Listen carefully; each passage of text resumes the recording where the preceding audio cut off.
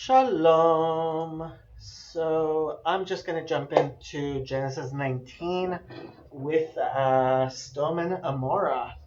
Um, if you have any requests, any questions, anything, please feel free to put them in the comments and I will gladly do so. But otherwise, here we go. ויבואו שני המלאכים סדומה בערב, ולוט יושב בשער סדום, וירא לוט, ויקום לקראתם, וישתחו אפיים arza. Okay, so vayavo, so conjunctive of, and the yud puts it into the imperfect. This is obviously the root is bet aleph hey, to come. So and this is in the third person masculine plural, right, of the imperfect, but it's getting flipped with the vav to the perfect. So it becomes and came. Shnei, two. Notice one of the angels already did his function. So two of them are coming to Sodom. And Shnei is, it's in the construct form of Shnayim, which is the masculine form. Shtayim is the feminine form. So Shnei ha-melachim. And this is in construct form, so the article hey will go on the last letter, on the last noun.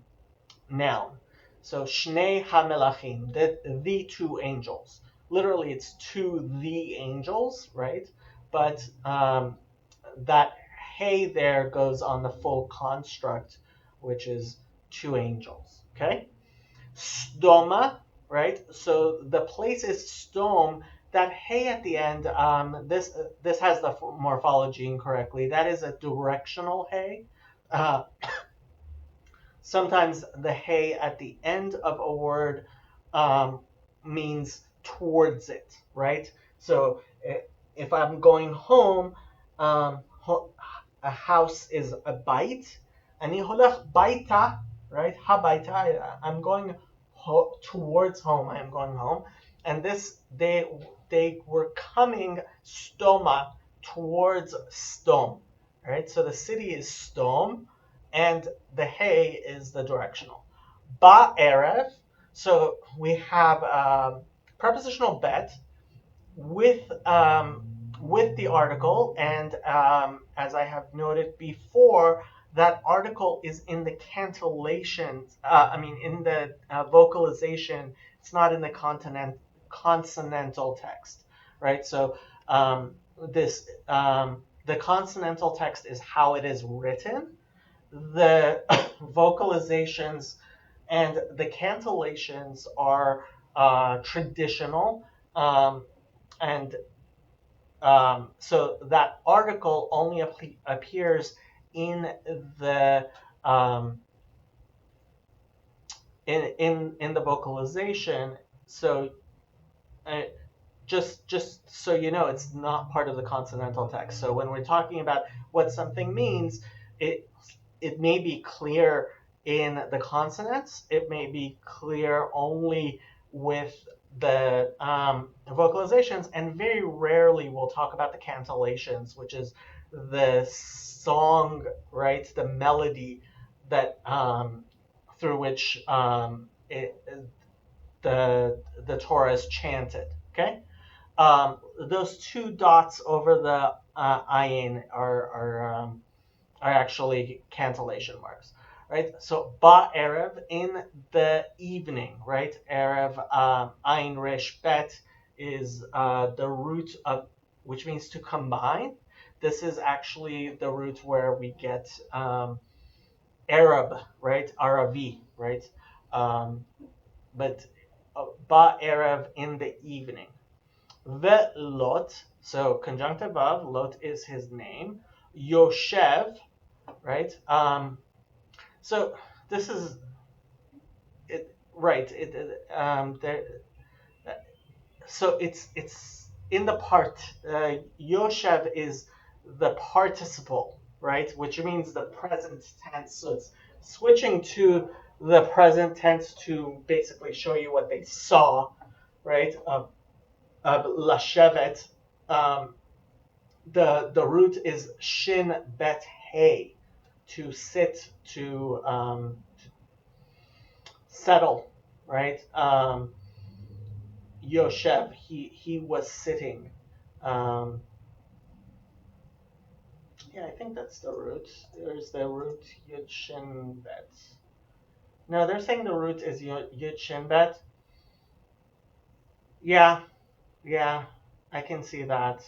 Um, so, hmm,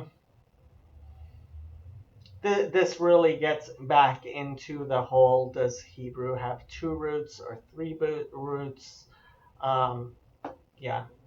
Anyway, it's very clear from context that means he was sitting. But be sha'ar, so this is prepositional bet without an article. Sha'ar meaning gate. Sha'ar stom, it's in the construct form with stom. So the gate of Sodom, right? Vayar, so now again it's using the consecutive imperfect. So it's with a vav. Vayar, the root here is resh ayin, resh aleph hey, to see, and it's in the imperfect. Um, the hey absconds, um, and it gets flipped into the perfect, into the past tense by the vav at the beginning. Vayar lot, and so Lot saw. Lot is obviously his name. Vayakom. So again, the root here is both vav mem, to stand, um, and again exactly the same root, same conjugation as vayar, right? So and he got up, he rose. Likratam. So prepositional lamed, likrat, right, is to greet. And likrat is actually kind of, um, it's kind of a weird, it's it's a word that's become so used as far as greeting people, that it doesn't really get. I mean, it's not. It's almost always in the infinitive. Like likrat is pretty much always. I'm trying to think. Like, would I say any koretz otam? Um, hmm, it's weird. It's kind of almost got four roots right there, right? Likratam, right? Um, it is a very specific usage, I would say, of of to call. Specifically means to meet, right? It's in the imperfect. It's in the infinitive. The mem at the end is, and only the mem at the end is a suffix, third person masculine plural. Um, yeah, maybe I should talk about likrat by itself. You can look at your concordance, obviously. Kara, to meet. Yeah, it's really weird. It's like it's a four-letter root, which is almost unheard of. And yeah, like you see every single time it's in the infinitive. Likrat, likrat, likrat. I don't see a single one that's not in the infinitive. Um, and um, and it's got 100 occurrences in the Bible, which is weird, right? Um, yeah, and it's always lik, likrat, likrata, likratam, likratem, likratchem, litrata, likratenu. likrati and likrato, right? So that's is that all of that's 65 plus 14, 79. Yeah, that looks like it's 100 occurrences, and um, it's always in the infinitive. It's a very weird word, likrat, but we use it a lot. So I mean, I guess greeting people is a pretty important thing in Hebrew. So this word kind of got formed. Um, Really interesting word, strange word.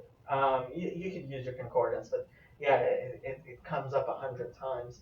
Ve'ishtachu, and here's another very strange word. So conjunctive of, this is in what I would say is in the hitpael. Now you'll notice that when you look at if you go to this website which has the Hebrew grammar morphology. So they actually have a stem um, hishtafel, which they say only um, only refers to hishtachavot, right? Um, I disagree. I actually think it's just in the hitpael form, right? Leishtachavot. Um, but there, this is a strange. This is one of the more strange Hebrew verbs. The root would be shin chaf, shin chet, not chaf, shin chet vav, right? Um, and it's in the hitpael form. So in the hitpael form, when your first letter is a shin, the shin and the taf switch places, right? So right, shalom, right, shin lamed mem becomes mishtalem, right? Um, this hishtachavot becomes a right, ve'yishtachu, right, and well, it's in the consecutive imperfect. So it's in the imperfect that it gets flipped. So, and they bowed, or they prostrated themselves, or they worshipped, right? Third person masculine singular. Apayim artsa. So this is a strange way of saying it. Their face, apayim artsa, their face towards the ground, right? So they bowed with their face towards the ground. So I guess it's saying completely, right?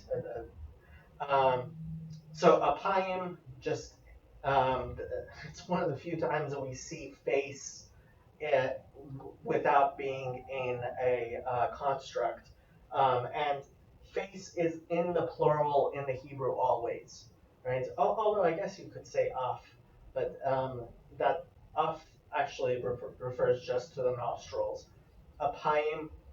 Well, is this the nostrils? Yeah, this is the nostrils. This is panim. Sorry, I was thinking of panim. Yeah, this is apayim. So there are nostrils. Artsa towards. So again, the hay here is the directional hay towards the ground, right? Eretz, and we've had eretz many times, right? So um, they bowed all the way, right? So let's look at the King James. And there came two angels to Sodom at evening, um, and Lot sat in the gate of Sodom. So they didn't do the thing of staying of going into the present. I would have probably translated was sitting, like apparently the NIV does. Sat in the gate of stone, and Lot, seeing them, rose up to meet them, and he bowed himself with his face towards the ground. Um, what? Veishtachu apayim arza. And oh, he right. Okay. Yeah, I guess. Like I said, Shtachavot is a Veishtachu.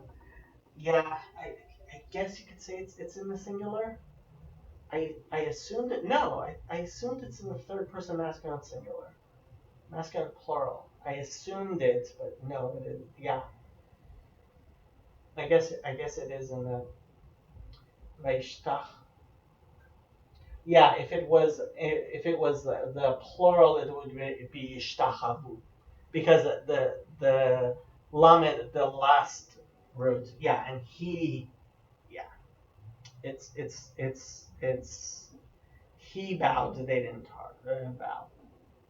Okay, all right, yeah, and he bowed himself with his face towards the ground. Okay, yeah. NIV. The two angels arrived, excuse me, at Sodom in the evening, and Lot was sitting in the gateway of the city. When he saw them, he got up to meet them and bowed down with his face to the ground. Let's see what Lot does with this. And the two angels came to Sodom in the evening, and Lot was sitting in the gate of Sodom.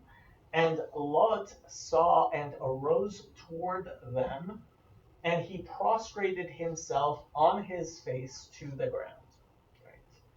Right. And you can read the Rashi's there if you like. Okay.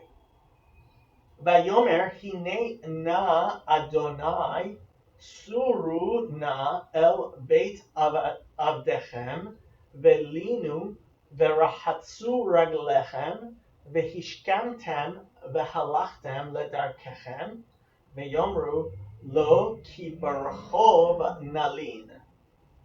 Interesting. Okay. Vayomer, we've had many times, and he said. Hine, which is an interjection meaning behold. Na, they're translating as now. Usually I translate it as please. It's an introduction.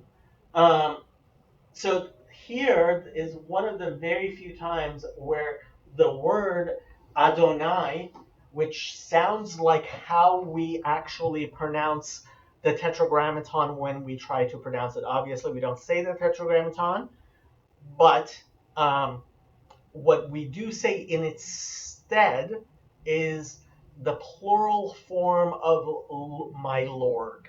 So my lords. And here he's actually talking to two people that he would consider his lords, or he's being nice and saying my lords. And in this case, we're actually saying the words my lords, right? Which usually it usually this word is reserved for God, but obviously it has a literal meaning as well, and this is the literal meaning. It's not referring to anything else. Suru, interesting. Lasur sin vav resh. It's in the kal imperfect. No, I wouldn't say this is in the imperfect. I would say this is imperative. I'm sorry. Yes, this is in the command form, right? And he's saying turn. They're just saying turn. It actually means flee. And I'm wondering if he's not warning them about the nature of stom. But yeah, suru usually means flee. And it is in the imperative. It's in the command form of the masculine plural. Na, so now they're translating it as please. Same interjection previously, they did now. El is the preposition here with the aleph, not with the ayin. Beit means house. Avdechem. So this is in Beit. Eved is in the construct, so Beit means house. Eved literally means slave. Here they're translating it as servant. Avdechem, that's the second person masculine plural, right? So Beit Eved, the house of the servant, right? But Beit Avdechem, the house of your servant. Velinu, so conjunctive vav. Linu is again in the it's in the imperative. It's in the command form, masculine plural, right? Velinu and lalun, right? I believe the root is lamed vav nun. Yeah, it is. See, sometimes I get things right. Means to abide, to lodge, pass the night, abide. Yeah, a malon is a hotel, right? Beit malon. Um, so lalun means to lodge, pass the night. Yeah. Velinu. Uh, so again, it's in the command form. Um, Verahatsu. So there, while it doesn't actually say the night, it says, and I would probably translate it and rest. Verahatsu. So conjunctive of, again in the same imperative in the command form. The root here is a resh het tzadik, which it means to wash, lirhotz, and rahatzu. So and wash raglechem, your feet, right? So in Hebrew there is no differentiation between feet and legs. So it's regel, but obviously he's talking about their feet. And wash your feet. So plural feet and wash, right? And you, yours is in plural. All y'all's, right? Second person masculine plural. Vehishkamtem. So conjunctive of. This is so Shem Shin Chaf Mem. I think literally refers to. Does it? Yeah, I think it does. To shoulder. Am I thinking of a different word for shoulder? No, I am thinking of the right word for shoulder. Yeah, shem. So vehishkamtem, literally it means cause to shoulder, to put something on your shoulder, but it's actually used to get up in the morning. So for some reason, putting things on your shoulder, I guess, was considered rising in the morning. That's what people would do. Behishkamta. So the hefil, the causative of the word shem, shoulder, refers to getting up in the morning, right? Behishkamtem, and you shall get up, right? So this is no longer in the command form. Now it's actually in the perfect, and it's getting flipped by the vav at the beginning, right? So it's in the perfect, and it's getting flipped by the vav. And you shall get up, right? The halachtem, right? So conjunctive of halacha, to walk. The root is hey lamed chaf. Yes, chaf. V'halachtem, and you shall go, right? Ledar kechem. So prepositional lamed. Derech means way. Daled resh chaf. Dar kechem, your way, right? And you shall go your way. Vayomru, so conjunctive of, it's in the imperfect, but it's getting flipped, right? So it's amar, the less harsh way of speaking. Lo, they said no. Ki, and here the conjunction is, I would translate it as rather. Yeah, they're doing for. Okay. But Richlov.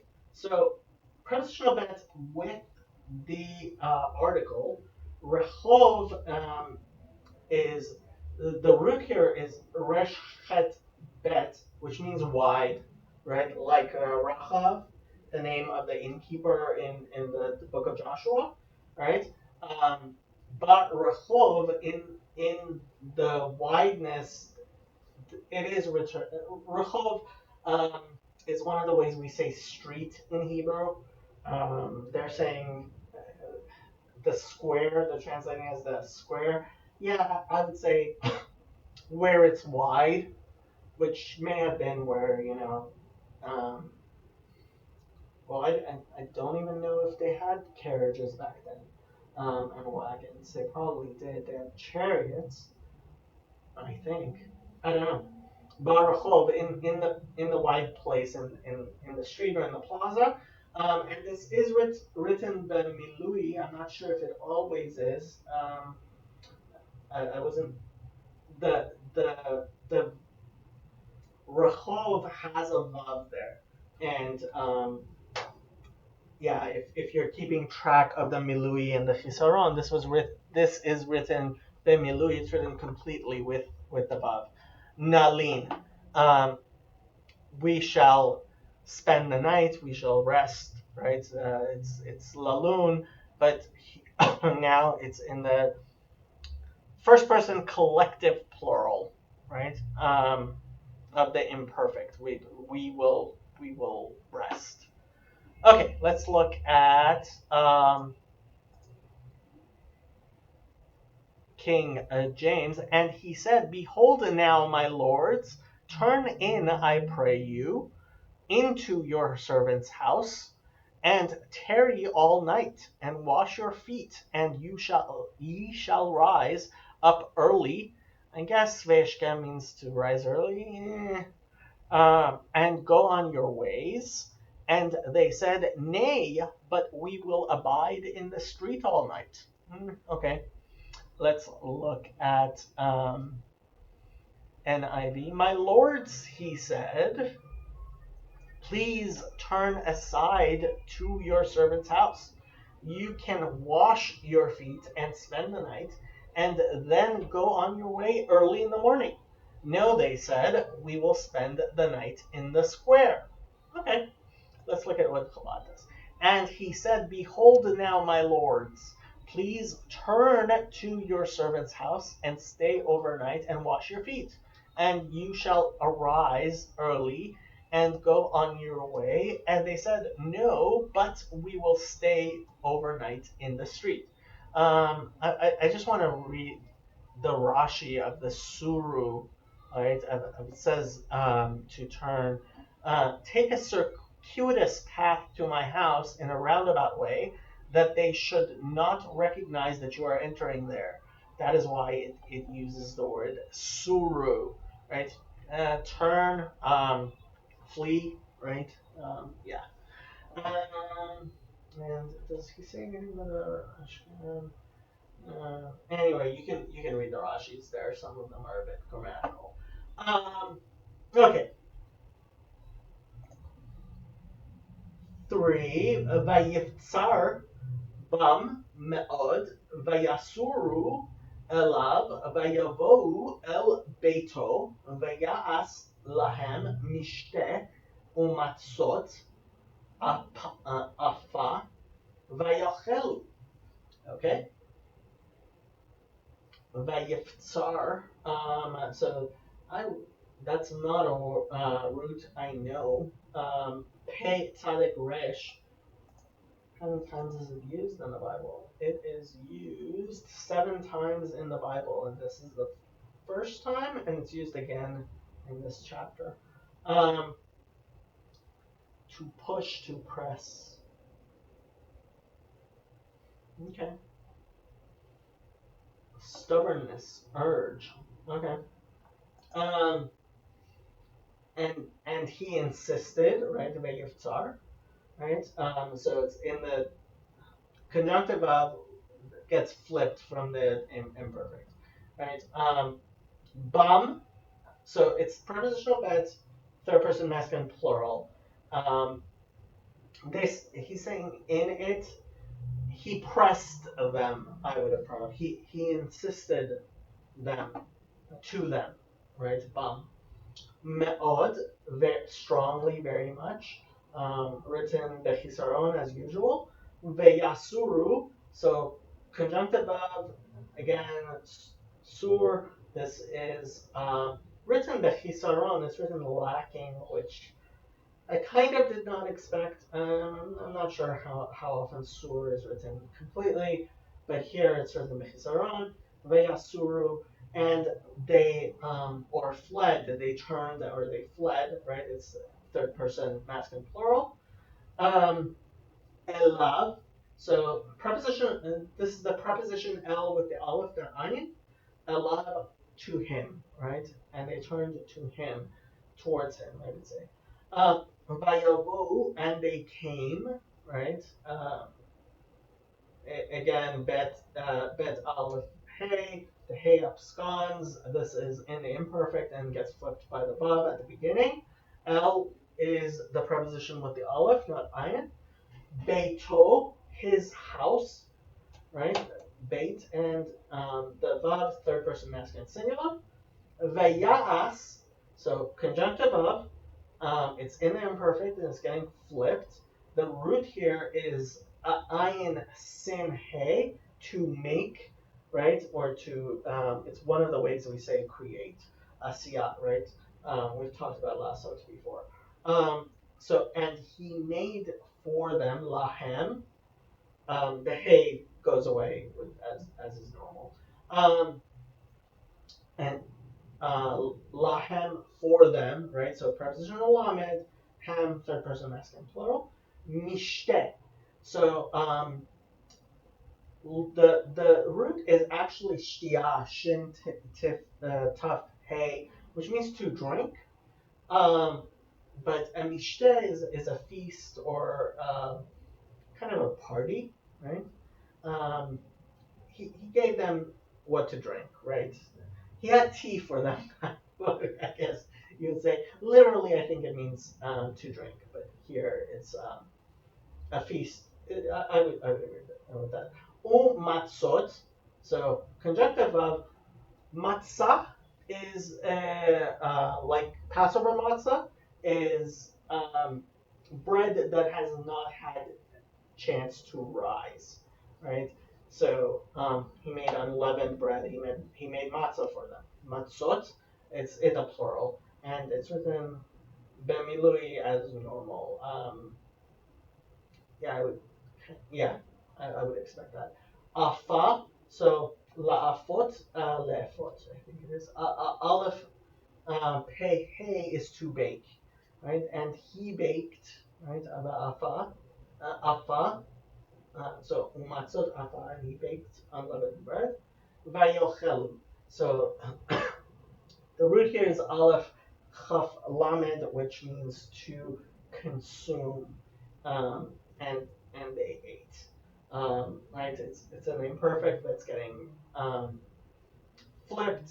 Third person masculine plural. Okay. Let's look at verse 3. And he pressed upon them greatly, and they turned it in onto him, and entered into his house, and he made them a feast, and did bake unleavened bread, and they did eat. Yeah, okay. NIV. But he insisted so strongly that they did go with him and entered his house. He prepared a meal for them. I prefer the feast. Baking bread without yeast. Okay. I would probably translate baked flat cakes. And they ate. Let's see what Chabad does with it. And he urged them strongly, and they turned in to him and came into his house, and he made a feast, and he baked unleavened cakes, and they ate. And Rashi says that it was actually during Passover. Okay, because of the matzah, I'm guessing. Terem yishkavu ve'anshe ha'ir, anshe Sdom, nasabu al habayit minar ve'ad zaken, kol ha'am mikatzeh. Okay. Terem means before. Um, I guess it's an adverb. Yeah, terna means before, right? Uh, Before you get a chance to, right? Yishkavu, the root is shin chaf bet, means to lie down or to sleep. Um, right, and it's actually okay. So the word to sleep, to lay down in the biblical Hebrew is also used for intimate relations the same way it is in the English when we say people slept together. But here it just means to lay down to sleep. Yishkavu ve'anshe. So anshe ha'ir, right? The men of the city. So conjunctive of ana anashim means men. It's in the construct form with city, and the article goes on ear because it's in construct form, and the article always goes on the last noun. So, and the men of the city, right? The anshe ha'ir, anshe stom, the men of Stom, right? Sodom, nasabu, right? Um, so the root here is sin vavbet, and it's in the nifal. So yeah, actually they're saying the root is sin bet bet. Okay, I could believe that. Yeah, and it's in the nifal, um, which is that my brain will be working. Not the active, the passive, right? So so it's in the passive form of to circle, right? Um, so they besieged, they encompassed, they circled. Al habayit. So this is the preposition with the ayin aleph. And kind of it's that al is a little strange to me. I'm wondering if Rashi says anything, but they gathered around the house, habayit, right? The hay is the article, and bayit means house. Minar, so prepositional mem meaning from. Nar is a young man. Ve'ad, so conjunctive of. Ad is a preposition, means to. It's a little stronger than to in the Hebrew. So when you say nar ad zaken, right, young man to old man, it means everybody, right? And Ad is an interesting preposition. It doesn't translate very well to the English. In Hebrew, we say ad ba'ad bichlal or ad lo bichlal. We say up to and including or up to and not including, right? Because it kind of without that specification, it kind of it could be either, right? It could include or it could not, right? So I walked to there. Did I walk into right? I walked to let's say Los Angeles, right? So did I walk to the borders of Los Angeles or into Los Angeles, right? So that's ad, right? Zaken. So from young man to zaken literally means beard, right? Zayin of nun, but it means old, right? Here it means from the old, from the young to the old, right? Zaken. Kol ha'am. Kol means all. Ha'am. Article means uh, people, nation, right? Mikatse. And this was is a little strange because usually we will say mikatse ad katse, right? From one corner to the other, right? Katse is a corner of tzaddik hey, and actually katsat means a little bit. Um, so it doesn't actually say from every quarter, or every corner. It just says from the corners. I'm wondering if Rashi has things to say here, but we'll take a look. King James, verse 4, but before they lay down, the men of the city, even the men of Sodom. Hmm? So I guess they're saying, no, no.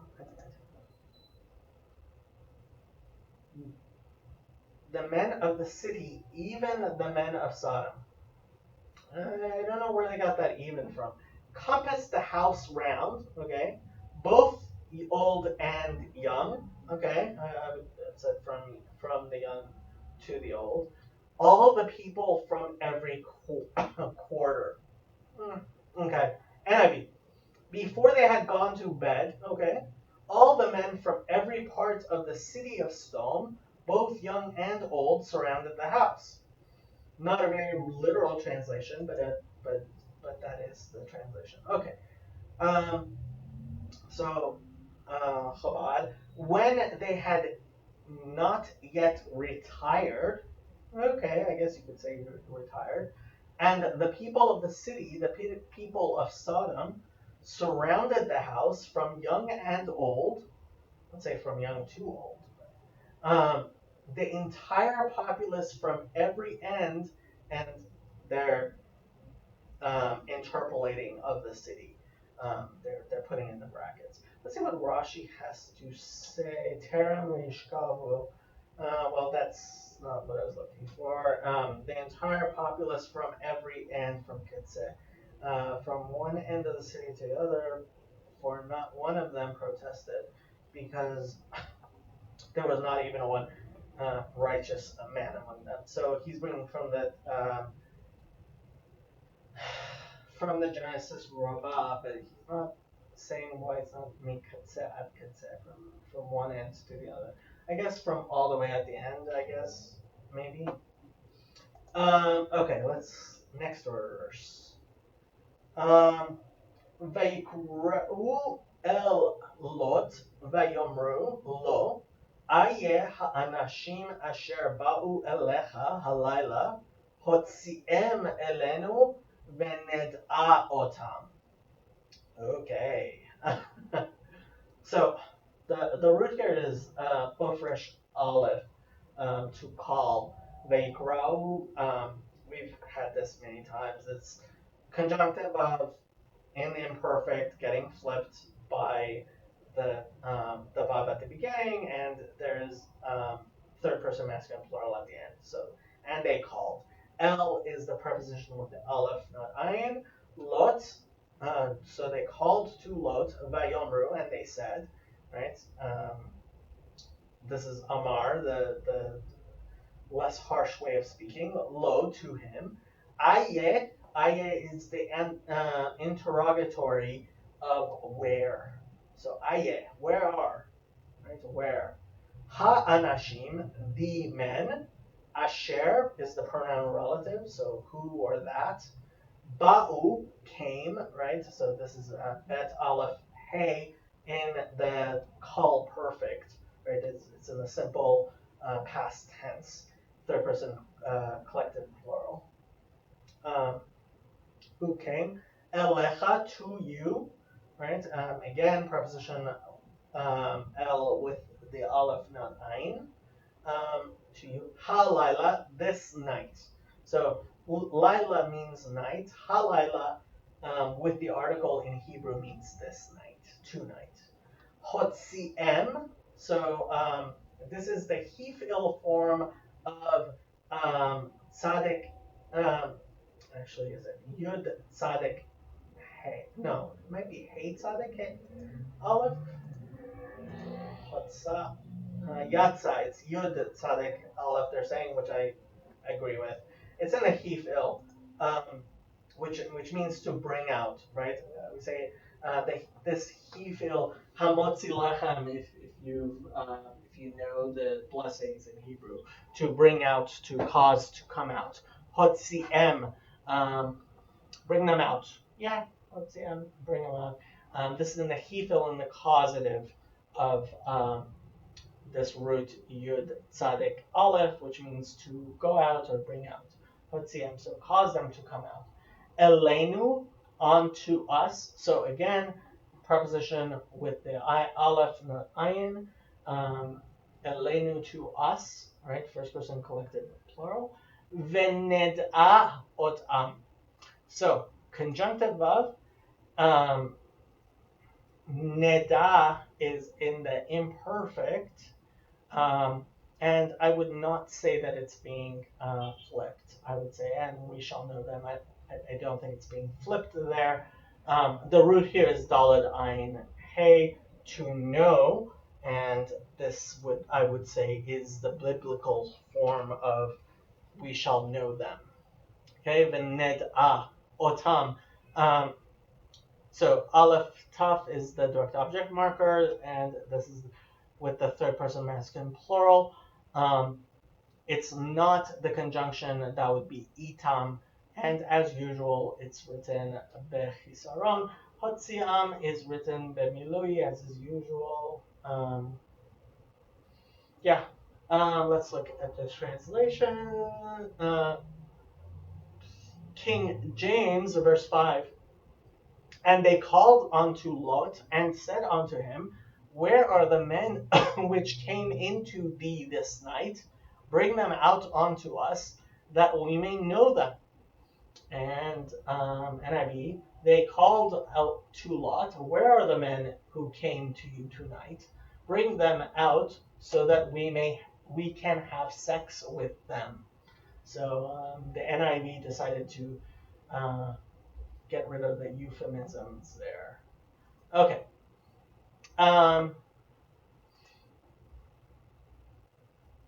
Chabad, and they called to Lot and said to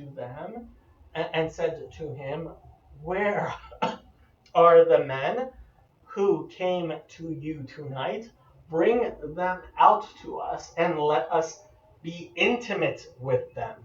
So Chabad's trying to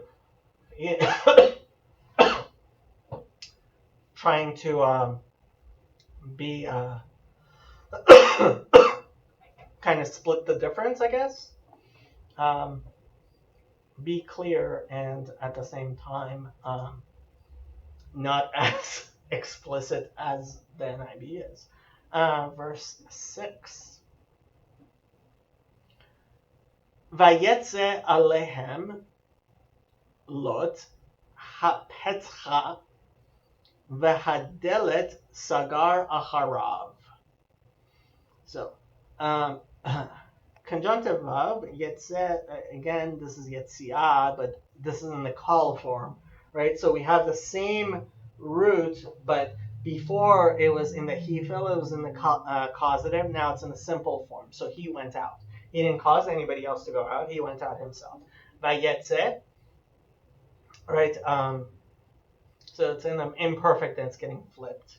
Alehem, to them, again, this is the preposition with the aleph, not ayin. Third person masculine plural. Lot is his name. Ha petcha. So through the doorway. So petach means open or a door. Ha petach means the door. Ha petcha means towards the door. Right. This is the hey at the end is a directional hey. So through the doorway. Yeah, I guess.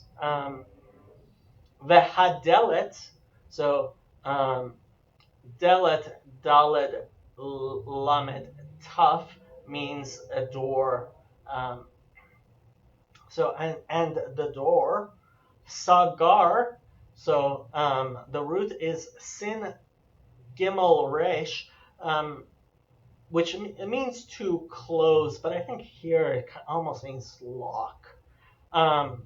So it's in the call perfect, third person masculine singular. He shut it. He closed it. This is the same root, I believe, that it uses in Genesis when it says that God closed the wound when he took Adam's side, right? So he closed the door behind him, acharav, right? Achar means behind or after. acharav means after him, behind him. Okay, King James, verse 6. And Lot went out at the door unto them, and shut the door after him. Okay. NIV, Lot went out to meet them. I'm not sure I'm saying to meet them, but and shut the door behind him. Okay. Chabad, and Lot came out to them to the entrance, and he shut the door behind him. So because it says hapetcha, towards the door, they're saying to the entrance, right? In the thing. Okay. Next verse. Vayomer al na achai tareu. Okay. So, and he said, al, not, right? Do not. Na, please. It's the interjection, please. Achai, my brothers, in the plural. Yeah, it's the plural achim, right? Achim, it means brothers. Achai means my brothers, right? Achi would be my brother in the singular. Tareu. The root here is resh ayin hey. Resh ayin ayin. They're saying. I guess.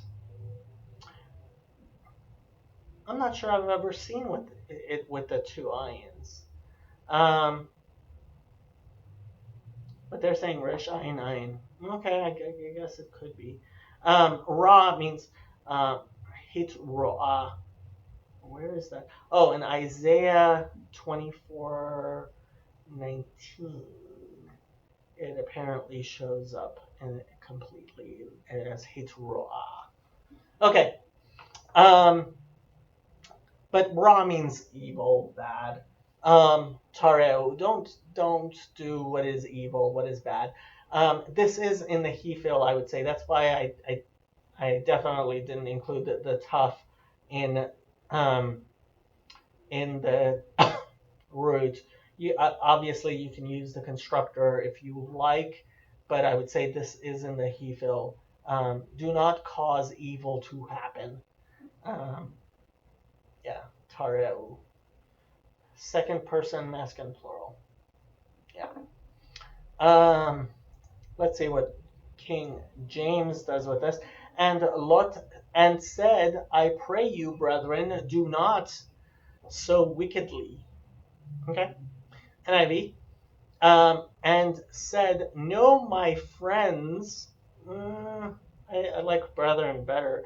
Don't do this wicked thing. Okay. Chabad. And he said, my brethren, please do not do evil. Okay. Pretty simple verses here. 8. Hine na li shte banot asher lo yad'u ish otzi'ah na ethen alechem ve'asu lahem katova be'enechem rak la'anashim ha'el al ta'asu davar ki al ken ba'u betzel korati. Interesting. Okay. Hine is the interjection behold. Na, they're translating as now or please. Li. So I have, I guess li means to me, right? It's the prepositional lamed, first person collective singular. Common singular. Li, I have, right? For me. Shtei banot. So shtayim is the feminine form of two. Banot means daughters, and it's written milui. It's written completely as normal. I have two daughters. Shtei banot. Asher is the pronoun relative, that or who. Lo means not. Yad'u.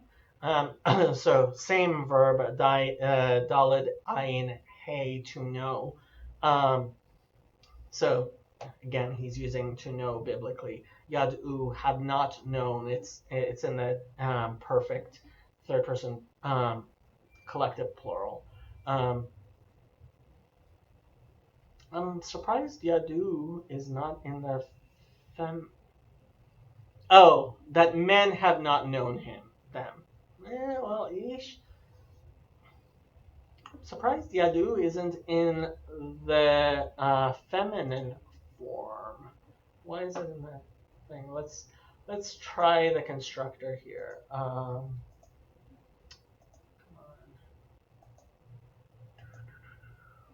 Constructor. Dalid, ayin, hey, and this is in the call, yadu. I think there's a feminine form. That's why I'm wondering why. Lo yadu, in the perfect.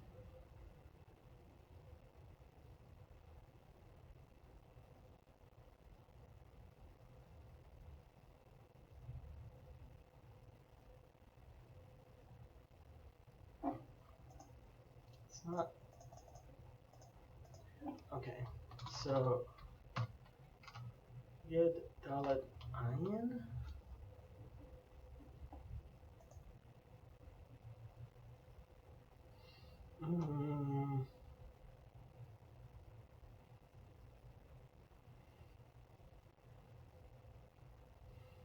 What I'm wondering is why is it not yadana, yadu?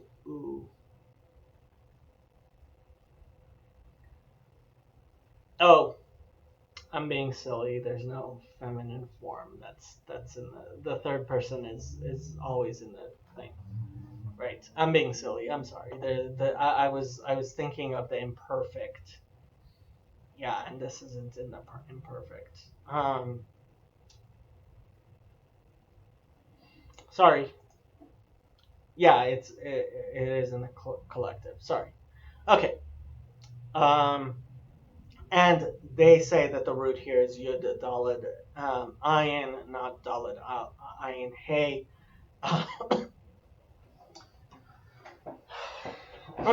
Okay.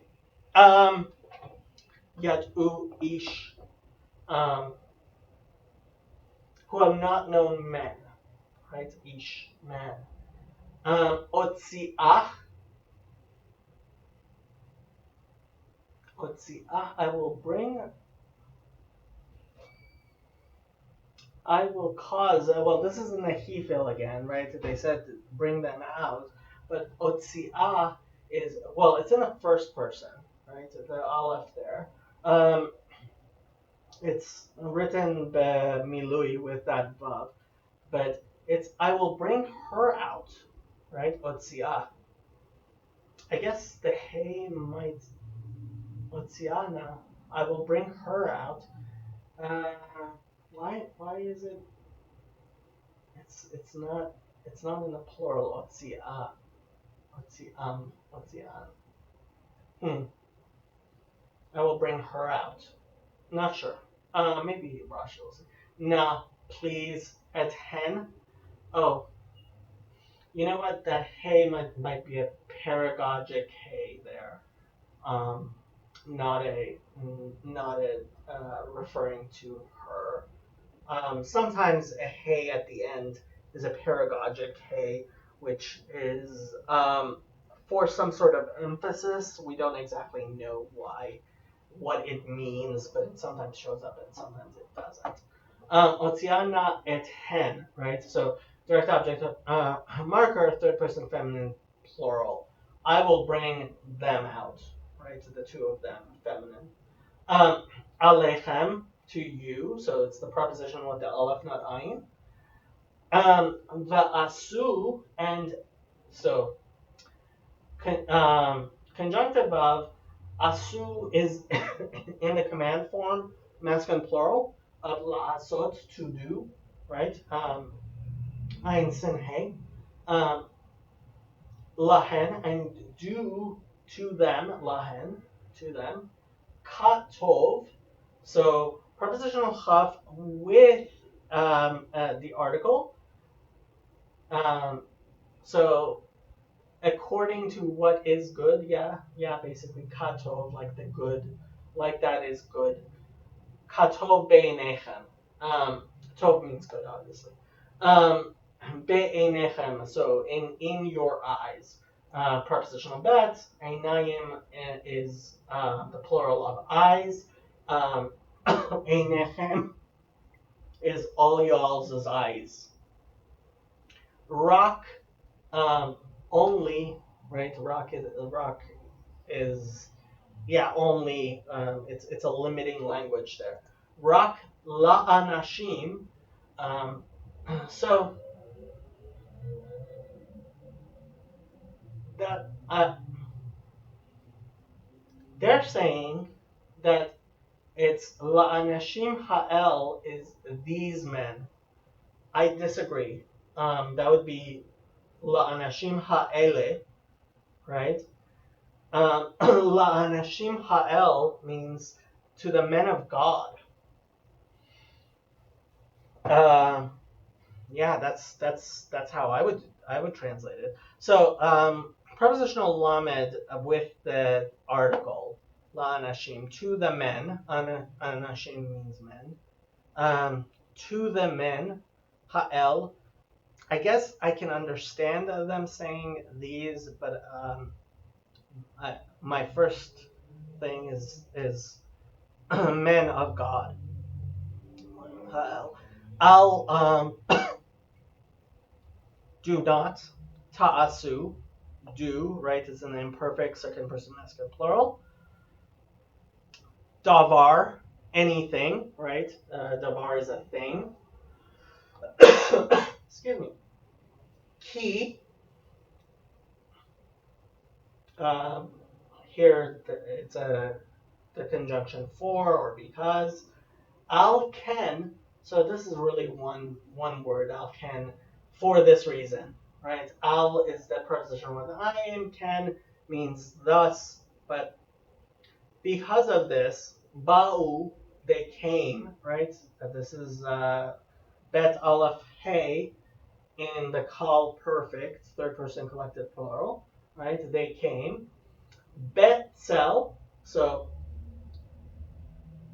prepositional bet sel means shadow, right? Betzel korati. So a korah is a beam, and here it's written bechisaron without the vav, korah. Yeah, beam or rafter. Korati is my roof, my beam, I guess. Yeah, my roof, I guess. The shadow of my roof. Literally, it means beam. Let's see what King James does with this version. Verse 8.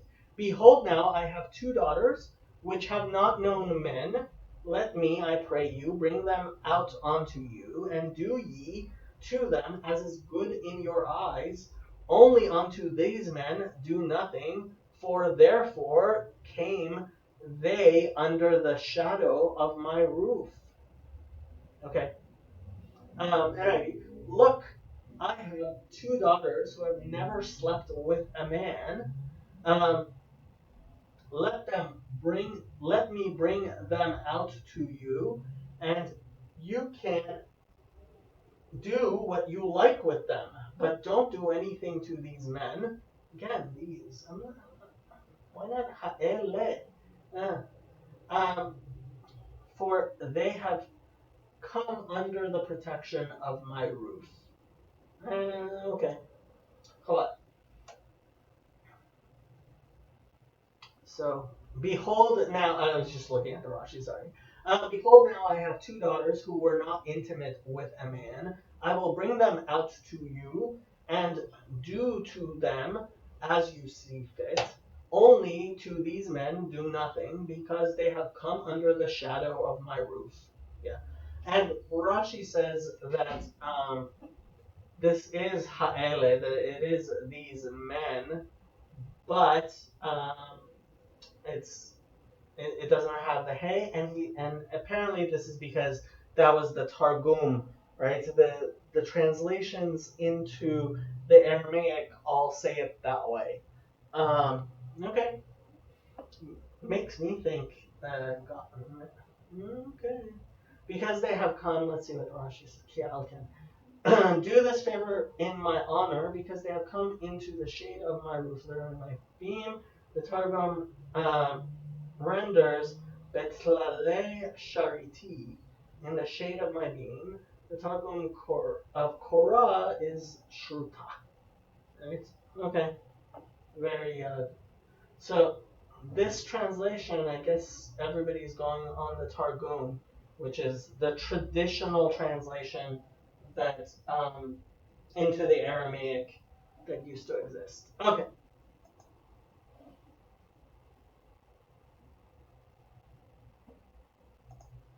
Verse 9.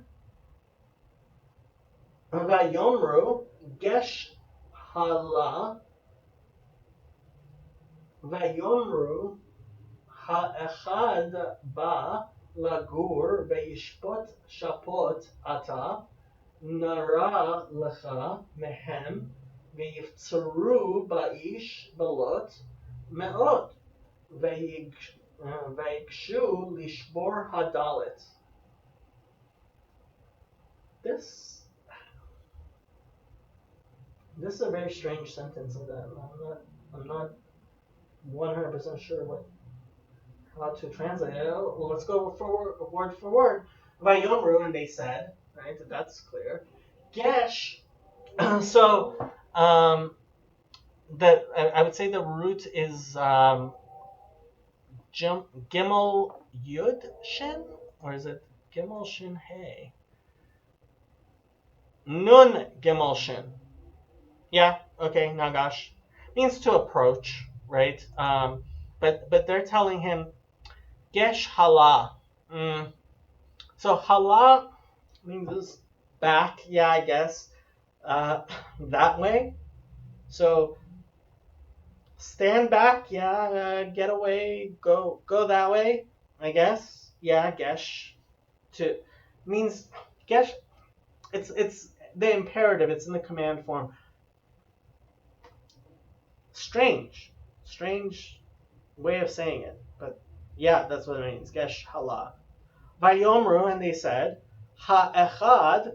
So the article here, ha, turns this into a question, right? So is it that one? Echad, it means one, right?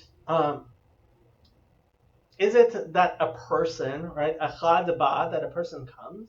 Lagur, this is the infinitive. Gimel vav resh, oftentimes it's translated as sojourn, because it refers to a temporary abode, right? When somebody goes to live somewhere but doesn't become a resident. Yeah. Lagur to yeah. So they're saying, hey, you came here to live, right? You're not a citizen here, right? Vayishpot shapot. So this is the repetition. The root is shin pei tet, which means to judge. Vayishpot shapot, right, is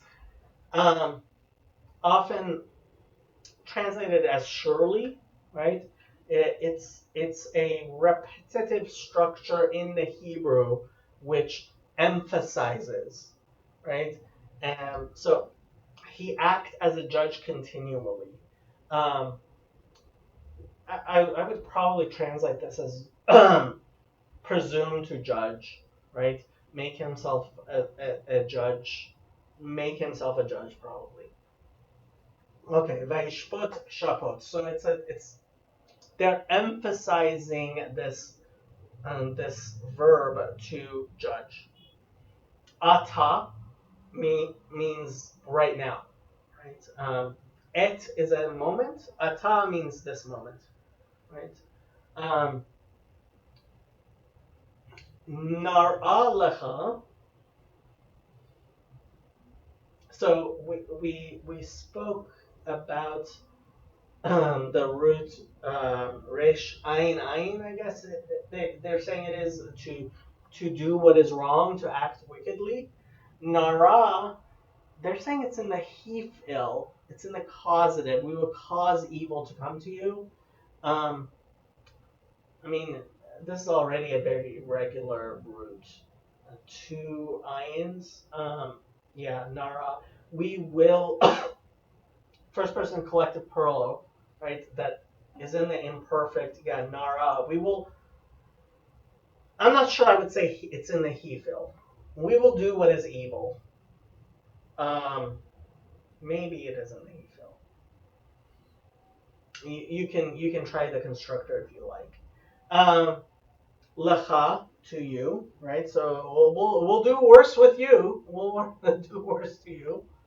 Mehem, right? We will do worse to you than them. Mehem, prepositional mem means of, or here than. Hem is third person masculine plural. To them, right? We'll do worse to you than them. Vayitzeru. So we just had this root to insist or to press, right? Pei tzadek reish, vayitzeru, and they pressed and they pushed and they insisted. Ba'ish, upon the man. Prepositional bet with the article, right? Ish means man, upon the man, against him, right? Upon that man, upon Lot. Belot, right? Parenthetically saying the man Lot, right? Me'od, very much, right? Vayigshu, so again, this is Gesh, where previously we said it was, they were telling him, get out of the way, go back. And here, Vayigshu, and they approached Lishabor. Shin bet resh means to break, right? Lishbor. Hadalit, the door. And dalit becomes dalit here because it's at the end of a sentence. That doesn't change the meaning any. It has an article, the door. So, and they came close to break the door. Okay. King James, verse 9. And they said, stand back. And they said again, this one fellow came into sojourn, and he will needs be a judge. Okay. Now will we deal worse with thee than with them. And they pressed sore upon the man, even Lot, and came near to break the door. I'm guessing a lot of that is just Old English. Okay. NIV, get out of our way. Okay. They didn't say our way. They said, go back. Get out of the way. They replied, this fellow came here as a foreigner, and now he wants to play the judge. Okay. We'll treat you worse than them. They kept bringing pressure on Lot and moved forward to break down the door. Okay. But they said, back away. And they said, this one came to sojourn, and he is judging. Now we will deal even worse with you than with them. And they pressed hard upon the man Lot, and they drew near to break the door. So Rashi is going to try to explain why this is so strange.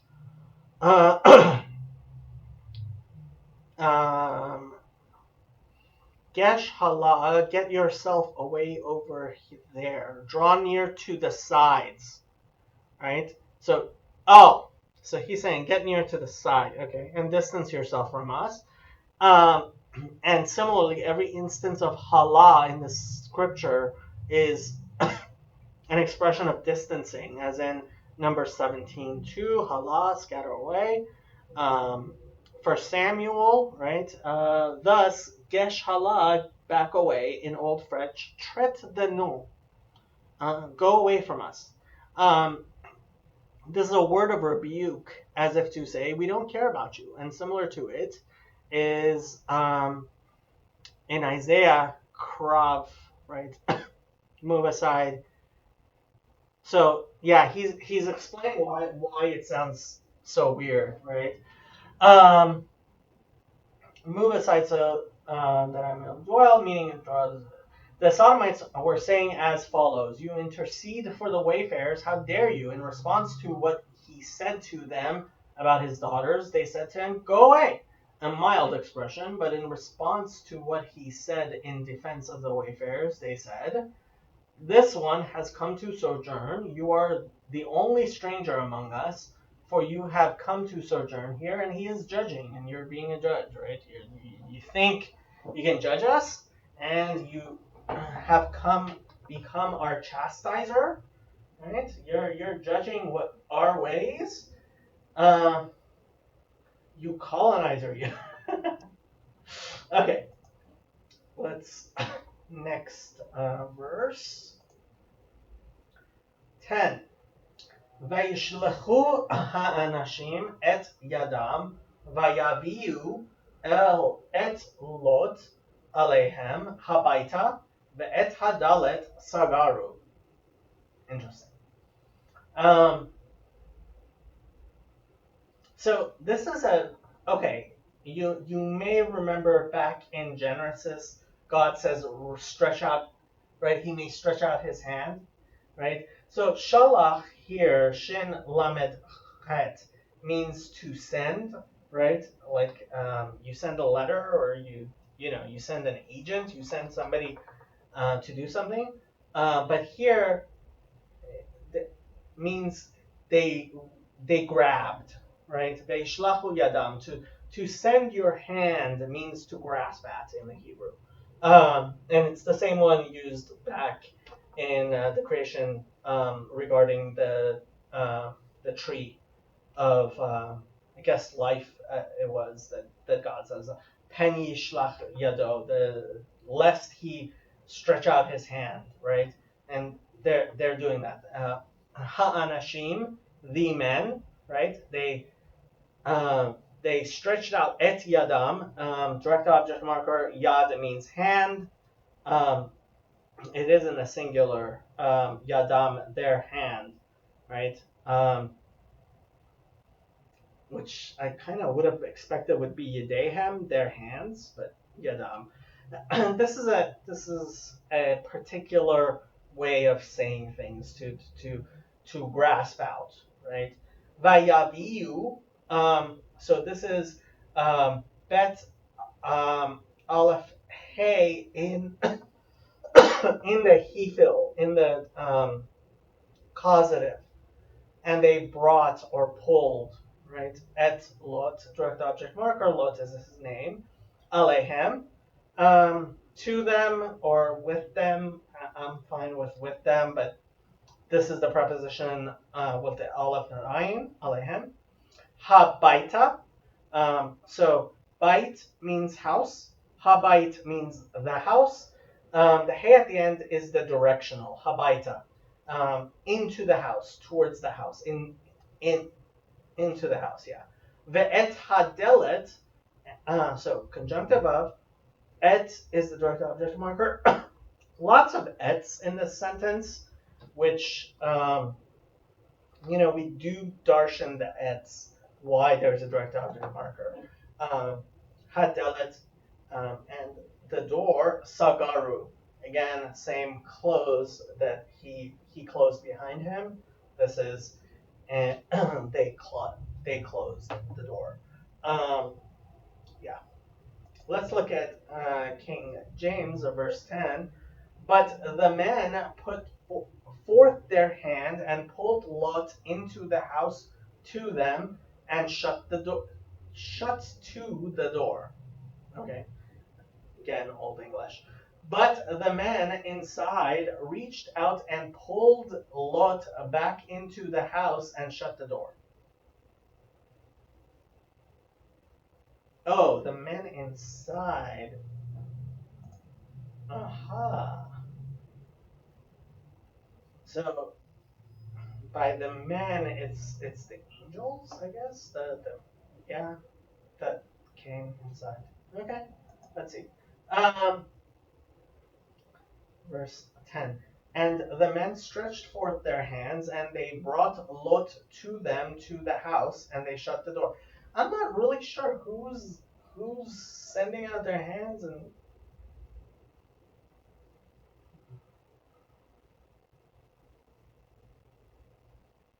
well, we'll see.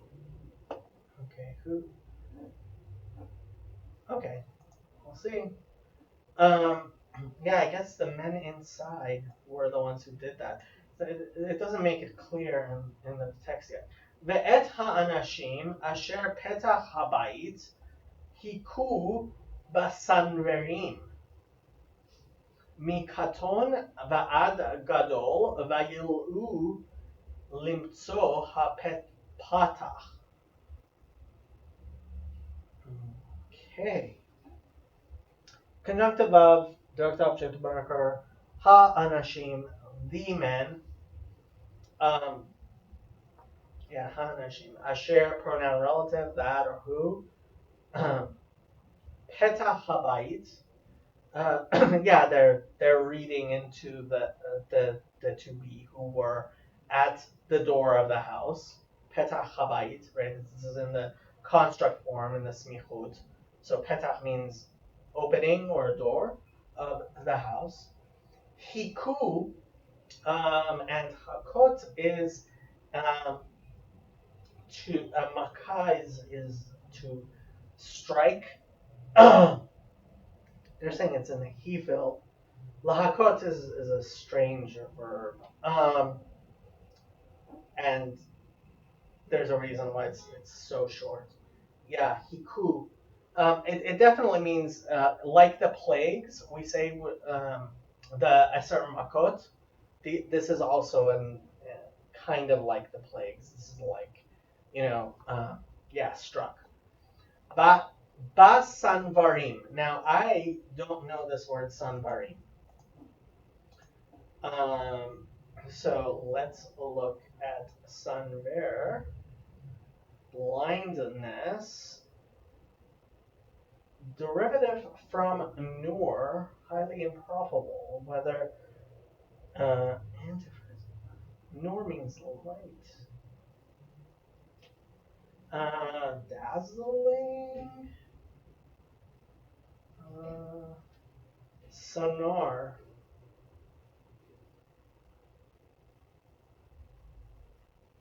It's also used in kings in the same way to strike. Yeah.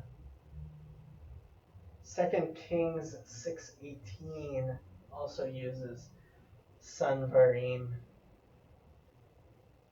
Ve'akem b'sanvarim.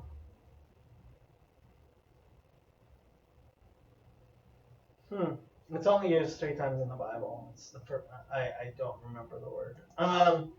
Okay. So they struck them with sanvarim, which apparently is blindness.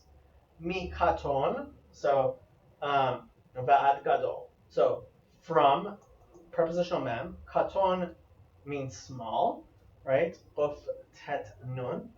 Ve'ad, so conjunctive of ad, that preposition we talked about, onto gadol, right? Large. Katon is actually written bechisaron, and gadol is written bemilui. Make of that what you will. Ve'yil'u limtso hapetach. Ve'yil'u. I don't know this verb. La'ah, to be wary or impatient. Lamed aleph hey. Supposedly, it shows up a lot of times in the Bible. 19 times in the Bible. Have we had it before? No, this is the first time We've had it. To become impatient. Interesting.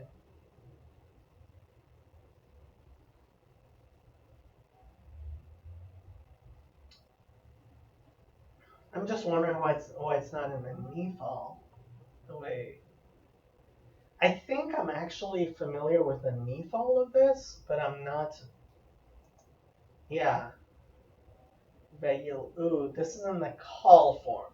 So this verb apparently usually comes out in the Nephal, which is the passive, and here it's being used in the active, right? And they tired. Okay, it's interesting that it's in the call. Yeah, limtso means to find. Um, mem tzadek aleph, to find, which may be related to yetzia, to bring out. Limtso, to find, right? It's in the infinitive with the prepositional lamed. Ha patach, the door, right? Ha patach. Petach, because it's at the end of the sentence, turns into patach, the door. King James, verse 11. And they smote the men that were at the door of the house with blindness, both great and small, both small and great, so that they wearied themselves to find the door. NIV.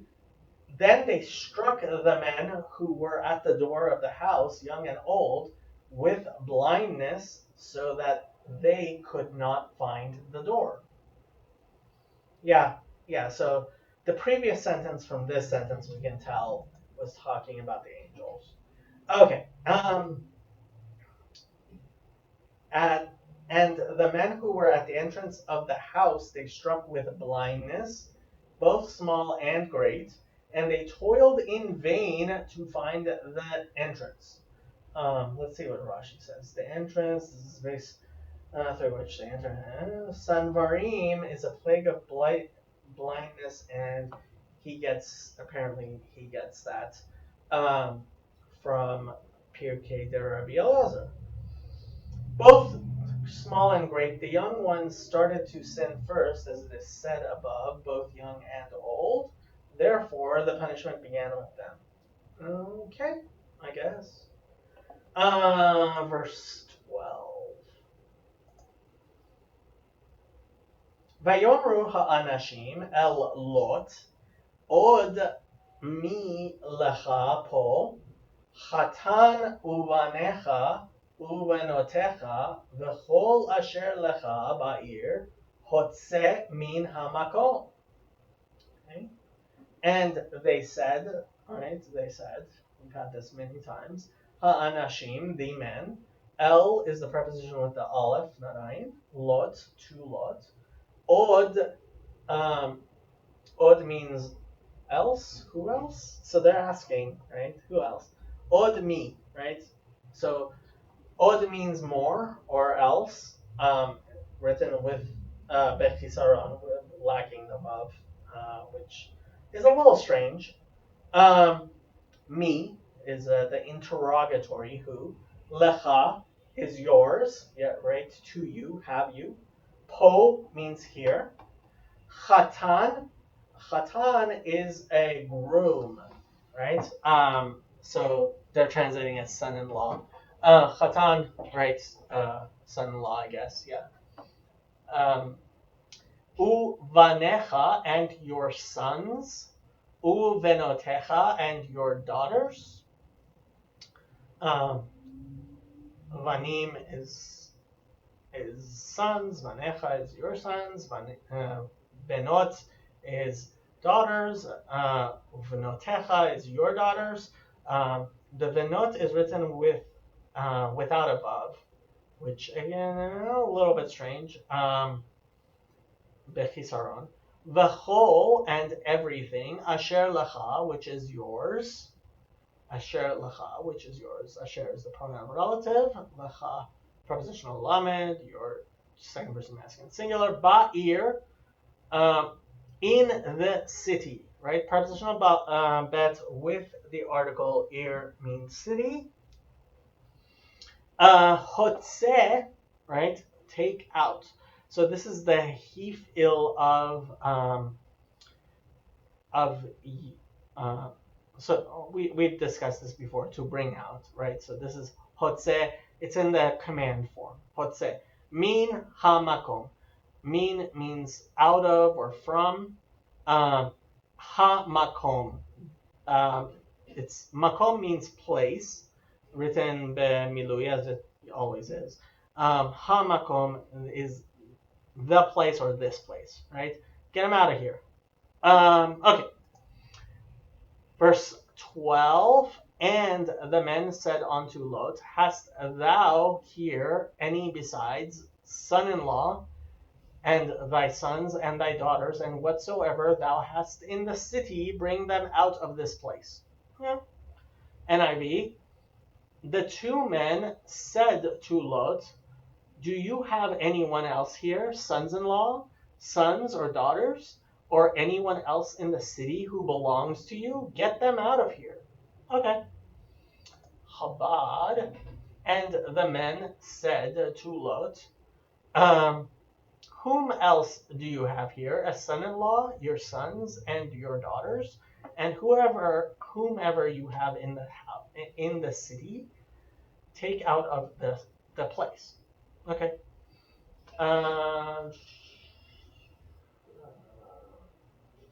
So Rashi, the sons of your married daughters, your sons. According to Midrash Agadah, the interpretation of ad, right? Like I said, ad is a word that doesn't. Oh, od milacha. Yeah, it's written without a vav.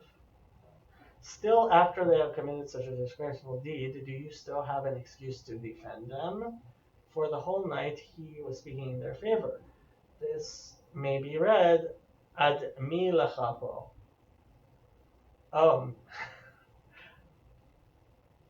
Ad mi lechape. Do you still have a mouth? Do you still have anything to say to justify them? So this is a midrash agada.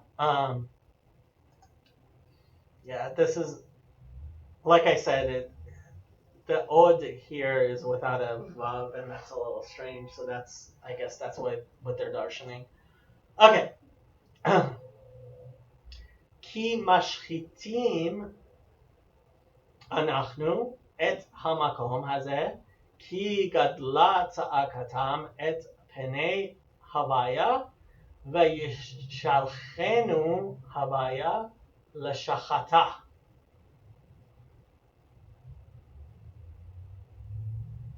Okay.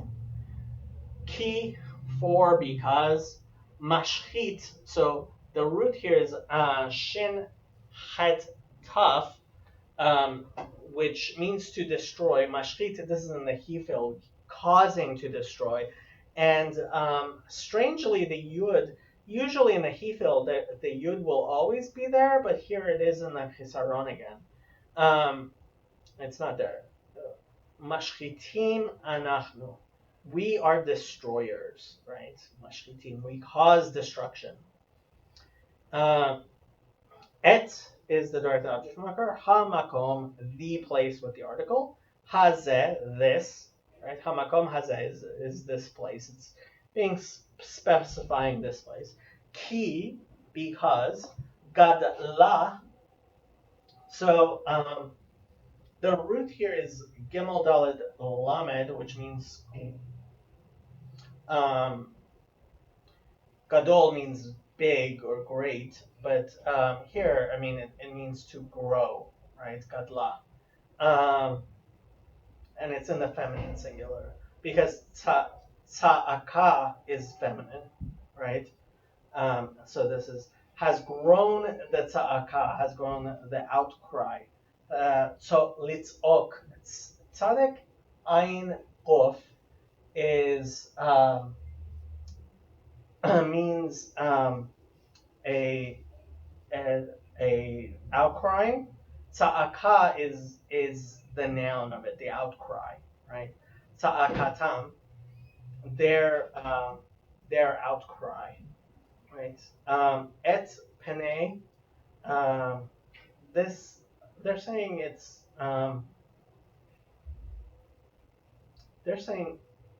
the preposition et, which usually means be with. It seems to me that it's actually the direct object marker. I'm surprised they're saying it's the preposition. Not sure why. Et pene havaya. I guess they mean onto. No, I would say it's the direct object marker. Okay, now it doesn't make much difference. The meaning is clear. And the outcry has gotten up to the face of God, right? Panim means face. Here it's in the construct form with the tetragrammaton, right? The face of God. Vayishalchenu. So prepositional vav, it's in the imperfect, but it's being flipped by the vav to the past tense. And shalach, no thank you. Shalach shin lamed chet means to send, like we said, with the hand. Vayishalchenu, and sent us, right? Havaya is the tetragrammaton. Leshachta, to destroy it, right? So here shachet is no longer in the he feel. It's not now. It's in the pl, which is the intensive way. Usually, nouns are either in the kal or in the pl. Very few nouns use the both of them. It's just based on the noun itself. Leshachta, to destroy it. That hey at the end is the third person feminine singular, because ear is no, actually, I guess it's going on the outcry.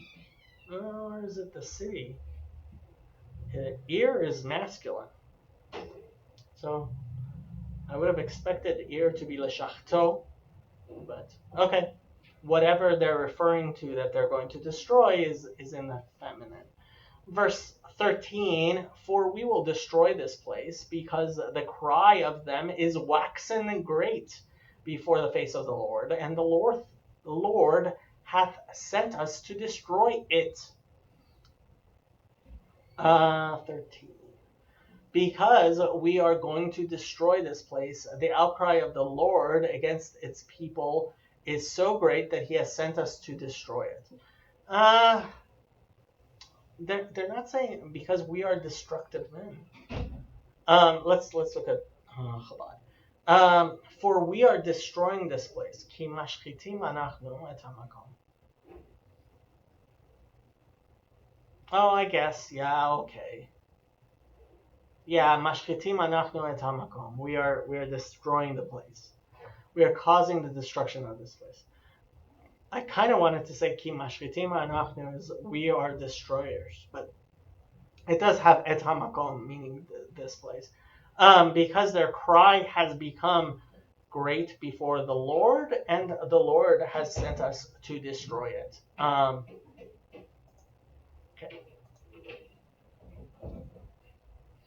Vayetzel Lot vayedaber el chatnav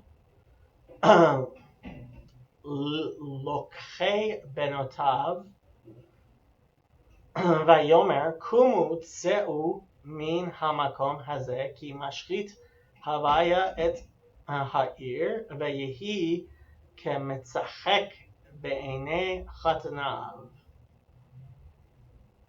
Okay. Vayetze went out, right? We spoke about letzet before. This is in the call form to go out. Lot, so Lot went out. Vaidaber, and he spoke, and now the speaking is in a more harsh way. It's switched from Vayomer to Vaidaber. El Chatanav. So this is a preposition with the aleph, not ayin. Chatnav means his sons-in-law. Chatan means a son-in-law. It literally means groom, right?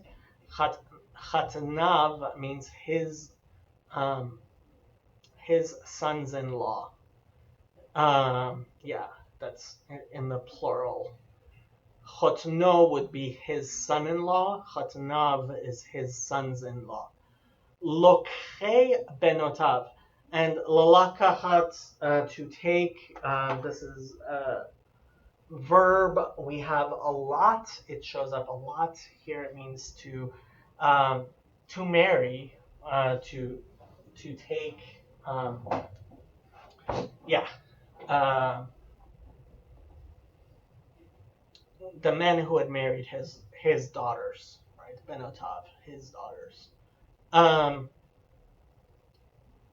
Look, hey is in the construct form. Lakachat is just such a strange verb. Look, hey benotav, the who had married his daughters. Yeah, it's pretty clear. Vayomer, and he said. Um, Now it's going back to Amar, which, like I said, Daber is the more harsh way of speaking. Amar is the less harsh way of speaking. Vayomer, Kumu, and he said, get up, right? Kumu, this is it's in the command form. Kumu, get up, right? Tseu, get out, again in the command form. Min hamakom, from this place, right? Min means from or of. Hamakom, the place, so this place. Hazeh, right? Hamakom hazeh, like we said before, this place specifically. Ki, because. Mashchit, right? And this is in the participle, it's in the present tense of the hefil, to cause to be destroyed, right? Of shachat. Havaya is the tetragrammaton. Et is the direct object marker. Ha'ir, the city. Oh, and actually, city, ir is feminine. Sorry. Yeah, ir gedola, right? Right. So city is feminine, so that's why it was destroyed. It was talking about the city. Yeah. Vayehi. Um, so yeah, this is the imperfect getting switched by the and by the vav. Um, Vayehi, and it seemed, or it was, I would say. Ki metzachek. So it's the prepositional chaf, right? Metzachek. So the root here is tzadik chet gof, which, like Isaac, Yitzchak, right, means to laugh. We've had that before. Ke metzachek, like he was joking, right? It was, yeah. Ke metzachek. It's in the PL, but tzachak is right. We said some verbs go PL and some go kal. This is in the PL. Kimetzachik. It was like he was joking. He was making fun, right? He was laughing. Be'ene, in the eyes of, right? It's in the construct form. Chatnav, his sons-in-law, right? Okay, let's look at verse 14. And Lot went out and spake unto his sons-in-law, which married his daughters, and said, Up, get you out of this place, for the Lord will destroy the city. But he seemed as one that mocked unto his sons-in-law. Okay. And I mean, 14. So Lot went out and spoke to his sons-in-law, who were pledged to marry his daughters. Oh, I see. Because, aha. So I see. So because they're saying because previously, right? Or were married to. Um, that's why they're doing that, because the question would be, did he have other daughters, right? So how many daughters did he have? Um, yeah, I guess you could say, look, the fact that it says chatnav lokhe, the ones who were taking, could mean that they were betrothed, that they hadn't actually gotten married yet. So, wow, that makes it even worse. This whole thing is so messed up. Um, these people, he said, hurry and get out of this place because the Lord is about to destroy the city. But his sons-in-law thought he was joking. Okay? Um, so Lot went forth and spoke to his sons-in-law, the suitors of his daughters. Okay? Um, and he said, arise, go forth from this place, for the Lord is destroying the city. But he seemed like a comedian in the eyes of his sons-in-law. Comedian. Okay. Um, so Rashi is saying that, okay, so now let's get into the actual cancellation. So there are ways to sing the Bible, and in the singing, you'll notice there's a stop after and spoke, and there's a stop between his sons-in-law and the ones who were going to marry him, right, or were married to his daughters. So Rashi is saying he had two married daughters in the city, so those were Chotnav, and Lokhe were two people who were engaged to the two daughters who were in the house. So 4 daughters. And I'm guessing he's basing that on the cancellation marks, right? Because there are these stops between those two. Okay. That's how it reads when you sing it to Rashi, that he had 2 daughters, four daughters total. Okay. Uchamo hashachar Allah vaya'itzu המלכים בלוט לאמור קום קח את אשתך ואת שתי בנותיך הנמצאות פן תספה בעוון העיר. Okay. וכמו and when and kind of. Okay, chamo, right? It was kind of, right? It's a preposition. Uchamo hashachar. Shachar means morning, and it was getting to be morning, right? Chamo is a weird word. Allah, hashachar Allah, the morning dawned. Allah literally means to go up. Ayin alamed hey. So it was the sun was about to come up. Vaya'itzu. So this is the hifil of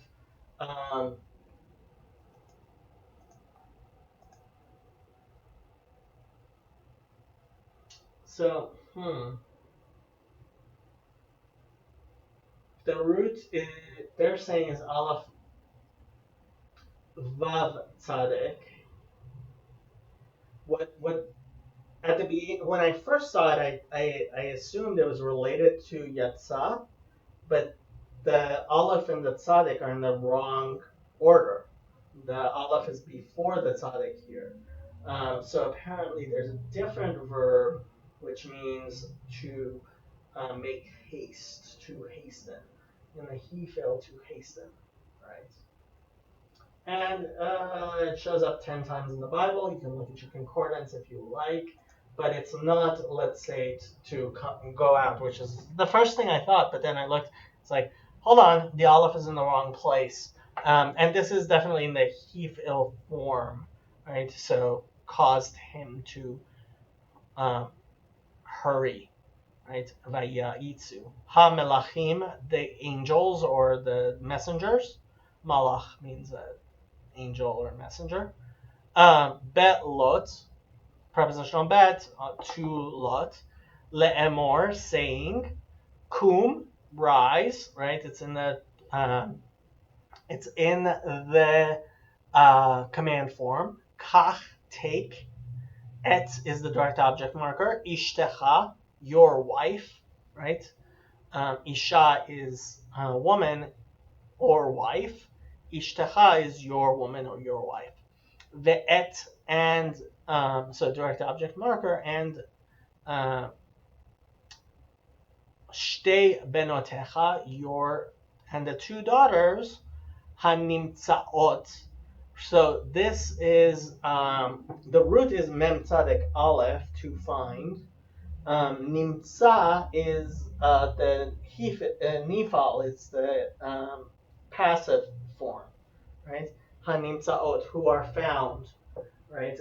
And I was expecting that a vav there, but it's not there. So this is written bechisaron, I would say, who are found, who are here, right?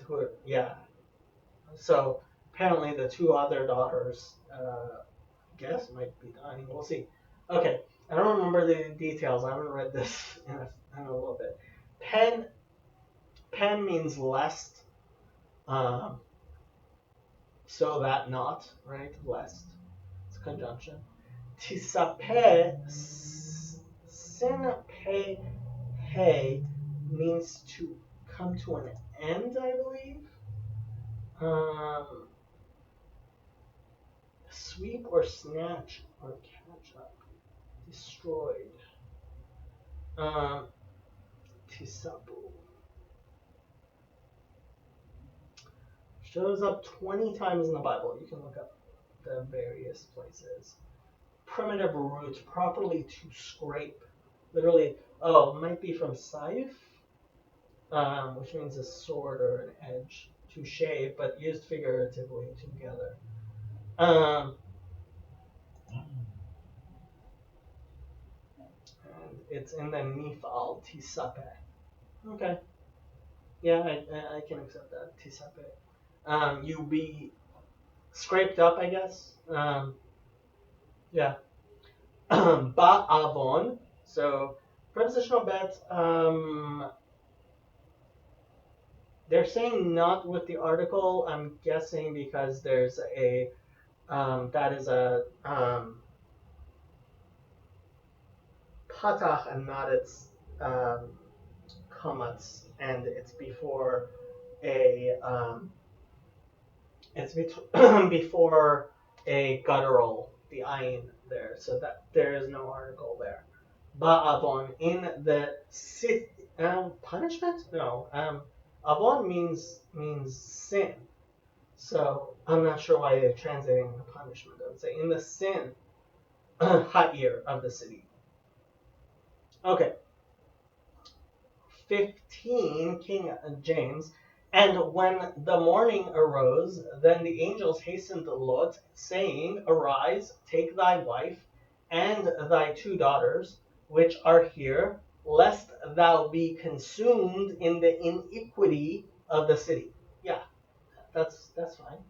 NIV, verse 15. With the coming of dawn, the angels urged Lot, saying, Hurry, take your wife and your two daughters who are here, or you will be swept away with this when the city is punished. I don't like that is punished. I don't know where they got that from. Okay. And there's no notes. Okay. As as the dawn rose, the angels pressed Lot, saying, Get up, take your wife and your two daughters who are here, lest you perish because of the iniquity of the city. Let's look at the Rashis here. Pressed by Ya'itzu. Yeah, Itzu as the Targum renders, and they pressed Dechika Meharuhu. They rushed him. Hanimtsaim, already at hand. There's also Midrashic. You can look at that. Sifa at Tom Kol Hador. So the Targum of Deuteronomy 2:4 is also Saf, right? The Saf Kol Dara. So that's how Rashi is understanding where the root comes here from the Aramaic translation of Deuteronomy 2:14. Okay.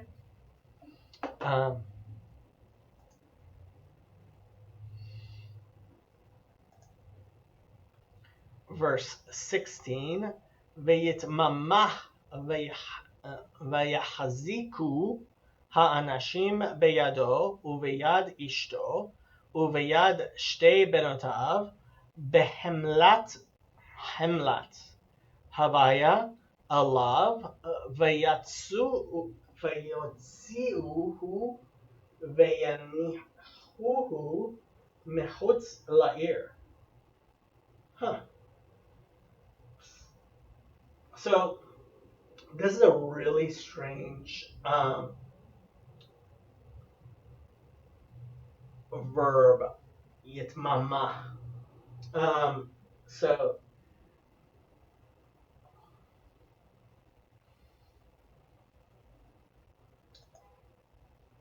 it's in the form yitpalpel, I think. Yeah. Shows up actually quite a few times in the Bible. 9 times, more times than I expected. This is it's a yitpalpel. So you'll notice stem hitpalpel, right?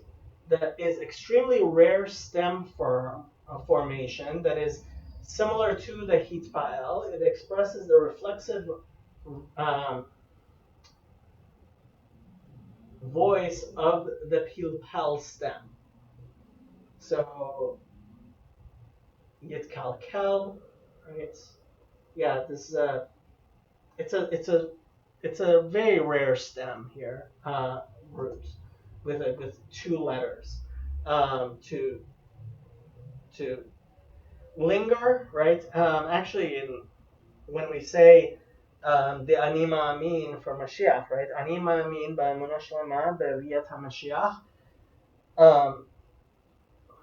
Va'af al pi sheyitmameh, right? It's the same. It's the same thing here. And even though he may linger, he may take his time, right? This is the same word here. Yeah, and he lingered. Vayachziku. So this is the hefil of chazak. Chet zayin kof means strong, but when you use it in the hefil, it means to grab, right? So when you grab something, you're machzik it. Yeah. So although this is written bechisaron again, there's no. Usually when we talk about the hefil, it usually has the yud. It's usually written bemilui, but here it's written bechisaron. Ha'anashim. So and took hold of, and the men took hold of beyado, of his hand, uveyad ishto, and the hand of his wife, uveyad. So uveyad. So there's the prepositional bet, and then the hand. So onto the hand, right? Uveyad ishto, and the hand of his wife, ishto, right? His wife. Uveyad shtei benotav, and the hand of his 2 daughters, again without the vav written chisaron, benotav. Bechemlat havaya. So chemla means mercy. Hamal, chet mem lamed. Chemla is mercy. Chemlat it's in the construct form. So prepositional bet, chemlat, right? The mercy. Havaya, that's the tetragrammaton. Alav, that's the preposition with the ayin, not aleph. Upon him. Vayotziuhu, and they brought him out, right? We talked about to bring out before. This, again, with Bechisaron, doubly Bechisaron. This is we're seeing a lot of Chisarons in this thing. Things are written very incompletely, which generally I would say reflects the not happy the unhappy nature of this of what's going on here. Vayanihuhu. So again, very similar to and they took him out, but this is lahaniach, right? So the root I would say is the root comes from Noah, right? Noah means to rest, right? This is the hefil of rest, caused to rest. Vayinihuhu. And they caused him to, and they set him down, caused him to rest. Right? Lahaniach is to put something somewhere, is to cause something to set something down somewhere, right? Michutz, from, it's a prepositional mem, michutz means outside of. La'ir, prepositional lamed with the article ir, city, outside the city. So they took him out and they put him outside the city. Let's look at King James, verse 16. And while he lingered, the men laid hold upon his hand and upon the hand of his wife and upon the hand of his two daughters, and the Lord being merciful unto him, and they brought him forth and set him without the city. Okay, outside the city. Yes, Old English, you know. Verse 16 NIV. When he hesitated,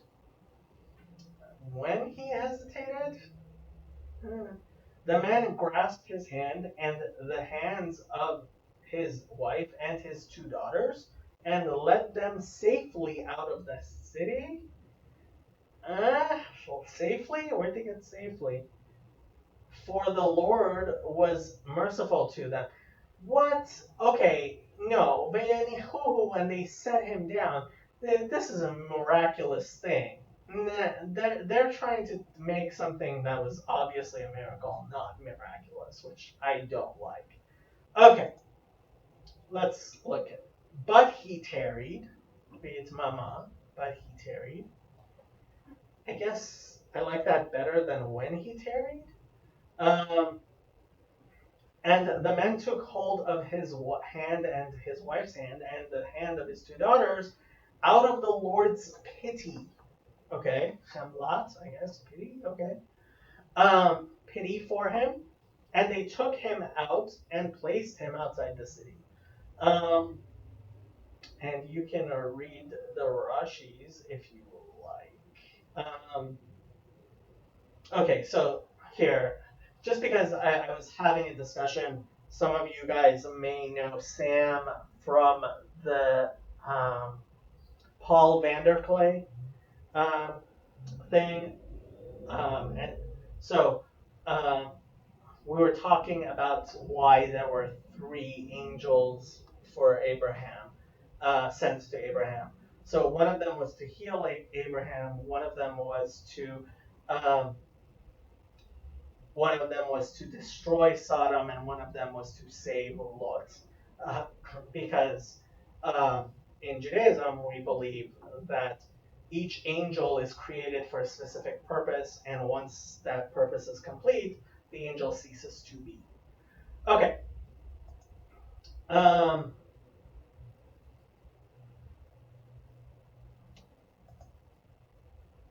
so Rashi was saying that one of them was to save, one of the angels was to save um, Lot, and the other one was to. Okay.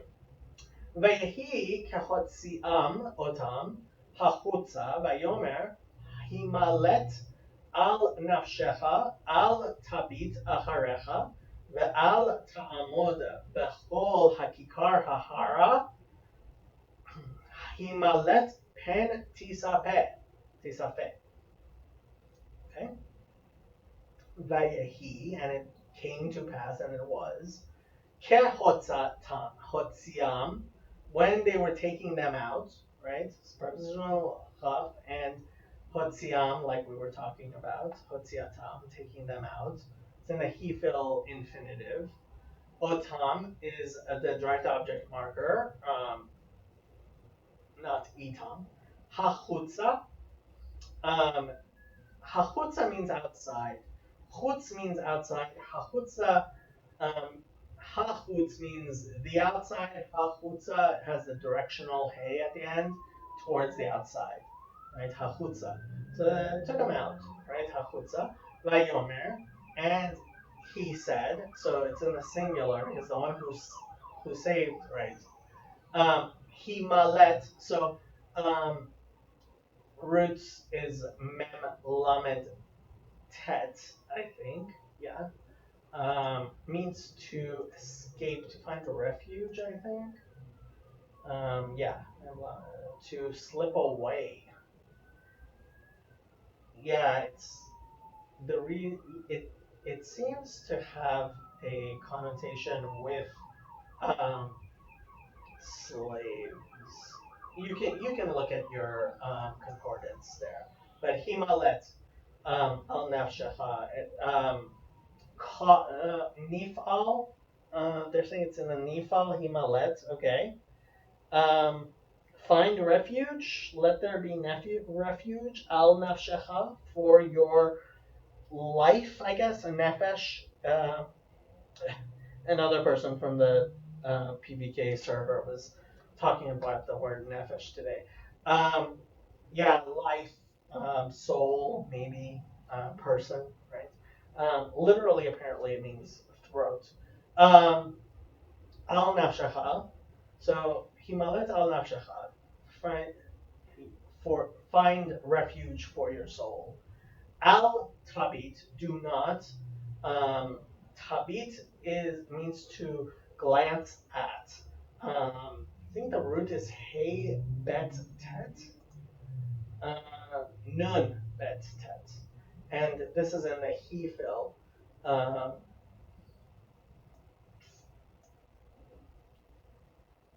Which I think is the normal way of saying glance. Tabit. Do not take, to glance, look. Acharecha, behind you. Achar means behind. Acharecha means behind you. Ve'al, and do not. Ta'amod, so literally it means to stand. Ayin mem dalid. Ta'amod, do not stand. It's in the imperfect. Written without the vav, which I think is pretty normal there. Ta'amod, and do not stand or stay. Bechol hakikar. So bechol, in all of, right? So prepositional bet, and then chol means all of. Hakikar, the plain, yeah, plain is fine. Kikar usually is used for a city square. It's also used, I believe, for bricks or loaves. Around district, around loaf, around weight, a talent, right? So you can look at your concordance if you like, but hakikar hahara. Yeah, the plain. If the translation wasn't here, I would have just said the square. Hahara, towards the mountain. right? To the mountains, towards the mountain. Himalet pen tisape. So himalet again is exactly like himalet for your soul right there, right? Same word. And pen lest tisape, you be destroyed. And again, it's the same roots in samech pei hey, which we talked about. But here it's in the nifal. I don't think it was in the nifal last time. Lest you be scraped up. Okay, verse 17, King James. And it came to pass when they had brought them forth abroad, that he said, escape for thy life, look not behind thee, neither stay thou in all the plain, escape to the mountain, lest thou be consumed. Okay, NIV. As soon as they had brought them out, one of them said, flee for your lives, don't look back, and don't stop anywhere in the plain. Flee to the mountains, or you will be swept away. I'm just going to look at Hehara. Okay, so the whole Hakikar, do not stay in the whole plain, right? Hahara, towards the mountain or mountains. Himalet, escape. Hentisabe. Okay. Verse 17. And it came to pass, so when they took them outside, that he said, flee for your life, do not look behind you, and do not stand in the entire plain. Flee to the mountain, lest you perish. And Rashi explains that the Kikar is talking about the plain of the Jordan.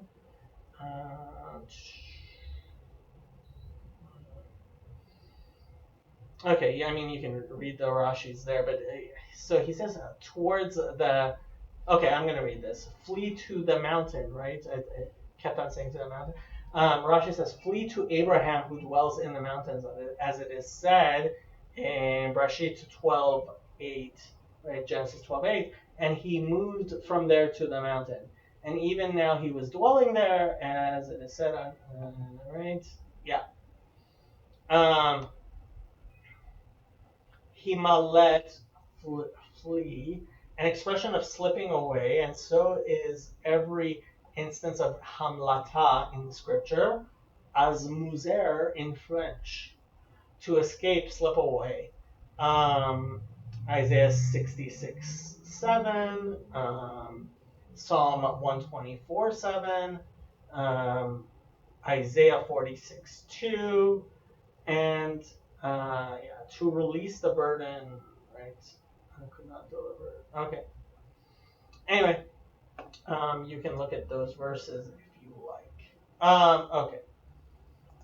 Verse 18. Vayomer Lot Alehem Al Na Adonai. Okay, that's a very short sentence. Vayomer, and said, Lot Alehem, to them, right? Preposition with the Aleph not ayin. Al Na Adonai. Please know, my lords. And again, this is Adonai, my lords, which only sounds like what we replaced the Tetragrammaton with. 9:18, and Lot said to them, oh no, not so, my lord. My lord. Oh, hold on. Did they do that also there? No. In verse 2, they said, my lords. I don't know why King James is translating this as my lord.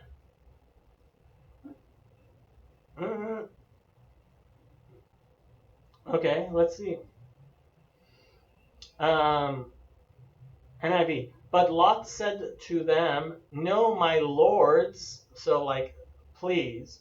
Let's look at the thing. No, Lord, or no, my Lord. So, Yeah, no, I would not translate it that way. Watch Chabad to translate it that way. Uh, and Lot said to them, "Please do not, O Lord." So that okay, we'll see. Um, Please not, O Lord. Our sages said in Shavuot 35b um, that this name is holy regarding to God because it is stated in its context to sustain my soul. Referring to he who has the power to cause to die and to cause to live. And the Targum similarly renders my Lord. Please now, my Lord.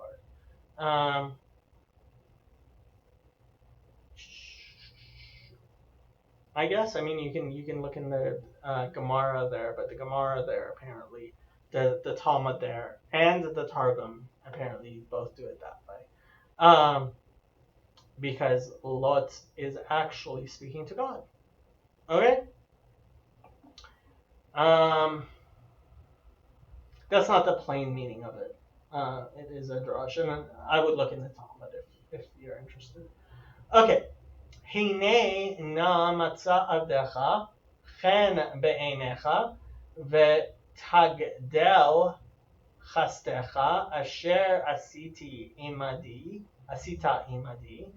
להחיות את נפשי ואנוכי לא אוכל להימלט ההרה פן תדבקני הרעה ומתי. Okay. Well, okay. Now, in this verse, I can understand why they would say that the previous verse was actually talking to God, because now he's pleading with them. And it's like, you're not talking to the decision maker, you're talking to the angels. They don't get a say in this. Okay. Hine, so behold, the indeed is fine. It's the interjection. I usually translate it as behold. Hine na, they're translating as now. I usually do as please. Matzah. So limtzo chen, matzah chen, to find favor, is it shows up a lot. It's a particular phrasing, to find favor. Matzah chen. So if your servant has found favor, right? Matzah is the call perfect to find, right? Mem tzaddik aleph. Chen is favor,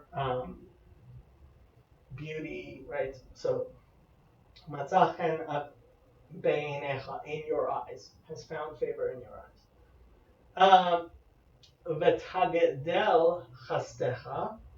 So the root is gimel daled lamed, which means to grow, or it means great or increased. And they're saying it's in the hefil, which makes sense to me, although why wouldn't it be tagdil chastecha? I'm not sure. It does seem like it is in the causative though, tagdel, and you shall cause to. Here, let's look. Let's do the hefil in the constructor of gadol.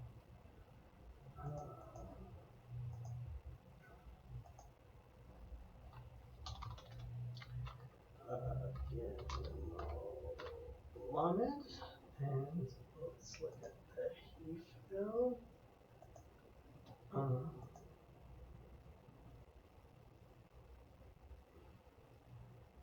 Yeah, so that would be tagdil. So, oh, no. In the imperative, but that would be hagdel. Tagdel. Not sure why tagdel. Could be in the Hofal.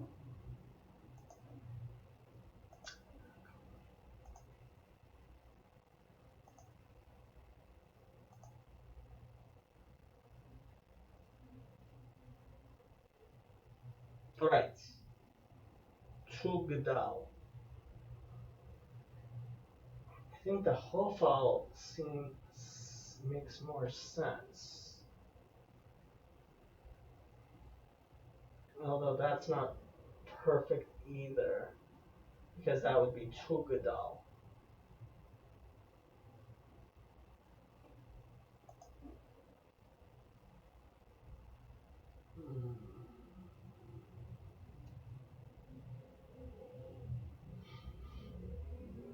Not sure.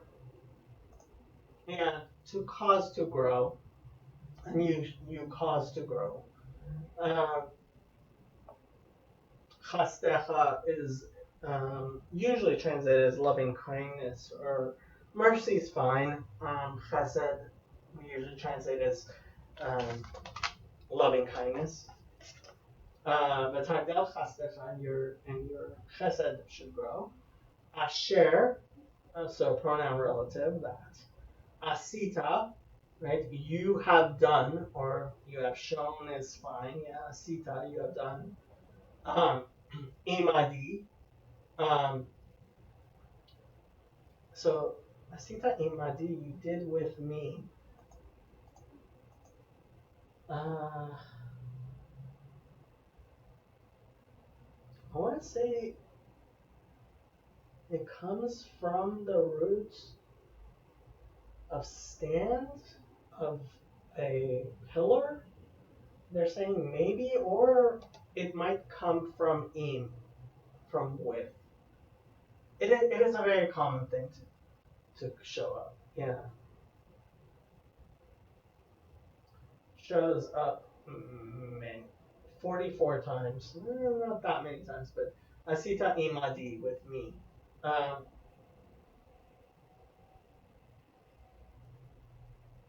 yeah. Okay. Lahachayot, right? To cause to live. This is in the Hefil of Chet Yud Tet, or Chet Vav Tet. Chet Yud Hey. Chaya, to live. Lahachayot, to cause to live. Et is the direct object marker. Nafshi is my soul, my neck, my life. Va'anochi, so conjunctive vav. Anochi is the more formal I, the longer form of I, as usual without the vav, but it's written. Lo, no. Uchal, I will be able to. Um, the root is yud chet chaf lamed. Yeah, I know, right. Um, yeah, yichol, uchal, I will be able to. Lo uchal, lehimalet, this is the infinitive, in the nifal of the infinitive. We talked about himalet, malet, to find refuge, to escape. Hahara, towards the mountain, right? Har means mountain, hahar means the mountain, hahara towards the mountain, because that is a directional hey at the end. Pen, lest tidbakani, so the root here is adalad bet of, which means to stick to. Dibuk is a spirit, is a evil spirit which sticks to. Hara'a vamati. So sticks to me, they're translating overtake me. No, I would say sticks to me. It's in the call. Tidapkani. Tidbakani, right? Shall stick to me hara'a, the evil, right? Hara'a, ra'a means evil. Vamati, and I die. So conjunctive vav, amot is a mem vav taf. This is conjunctive perfect. Yeah, vamati. I think it's also getting switched a little bit because it's at the end of the sentence. And I die. Vamati. Um, let's see. Verse 19, King James. Behold, now thy servant hath found grace in thy sight, and thou hast magnified thy mercy. Magnified, I like actually there, which thou hast shewed unto me in saving my life. But I cannot escape to the mountain, lest some evil, okay, some evil take me, and I die. Mm, that's not how I understood it. 19. Your servant has found favor in your eyes, and you have shown uh, great kindness to me in sparing my life. But I can't flee to the mountains. This disaster will overtake me, and I'll die. That's a little bit better. There's a lot of notes. Let's look at these notes. Verse 19, C and D. Verse 19, M, E, I guess. The Hebrew is singular for all of them in 19. Um, your servant, your eyes, your.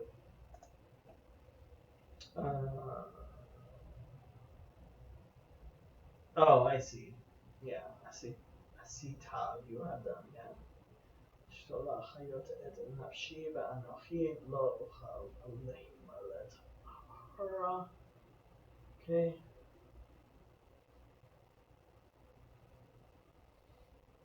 See,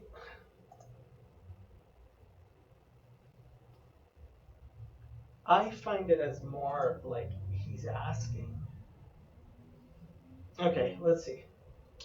Behold, now your servant has found favor in your eyes, and you have increased your kindness, which you have done with me, to sustain my soul. But I cannot flee to the mountain, lest the evil overtake me and I die.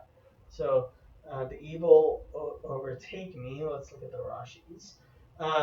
When I was among the people of Sodom, the Holy One, blessed be He, saw my deeds and the deeds of the people of the city, and I appeared righteous and worthy of being saved. But when I shall come alongside a righteous man, like, right?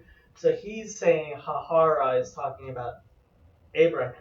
So next to them, you would save me. But if I go next to Abraham, not such a righteous person, I might be the one. I shall be considered a wicked man. And so did the woman of Zarephath say to Elijah, 1 Kings 17:18, have you come to me to cause my sins to be remembered? Because before you came to me, the Holy One, blessed be He, would see my deeds and the deeds of my people, and I was a righteous woman among them. But since you have come, compared to your deeds, I am wicked. Okay. I mean, this is obviously a Godic midrash. Okay. Verse 20.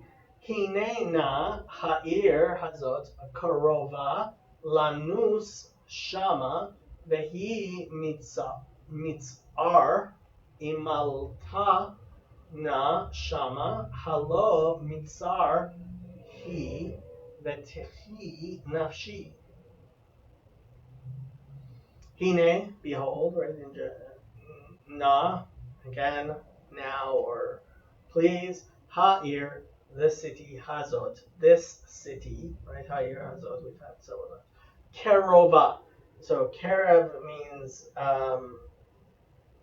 close. So kerova means it is close, written without a vav, which is, yeah. So this city, I guess, which city is, I think, we'll see which city he's talking about. Lanus, to flee. Shama, right? Sham means there. Shama is the directional towards towards it. Vehi mitzar. Tzadek ayin resh. They're saying small place. Tsar? Small thing.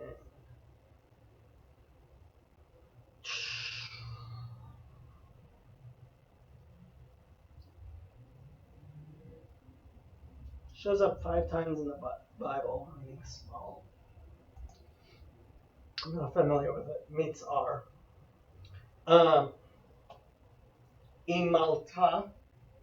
So let me escape. I will escape, right? Um, they're saying nifal imperfect cohortive, first person. Imalta, let me, allow me, I will. Okay. Imalta. Na, please. Shama, so sham means there. Shama means towards there. Ha lo, so lo means not. Adding the hey, the article at the beginning, turns it into an interrogatory. So is it not? Meets arhi, is it not a small place? Utchi, and shall live, right? They're saying it's in the jussive. It's in the command form. Will live, right? From chayot, from to live. Utechi nafshi, and my soul or my neck or my I shall live, right? Utechi nafshi. I don't know why they just don't say command, right? They jussive and cohortive. Okay. Okay.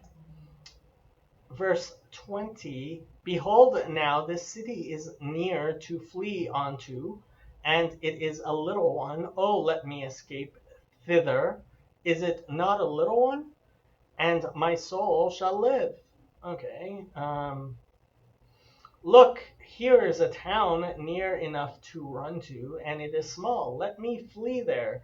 It is very small, isn't it? Then my life will be spared. Okay.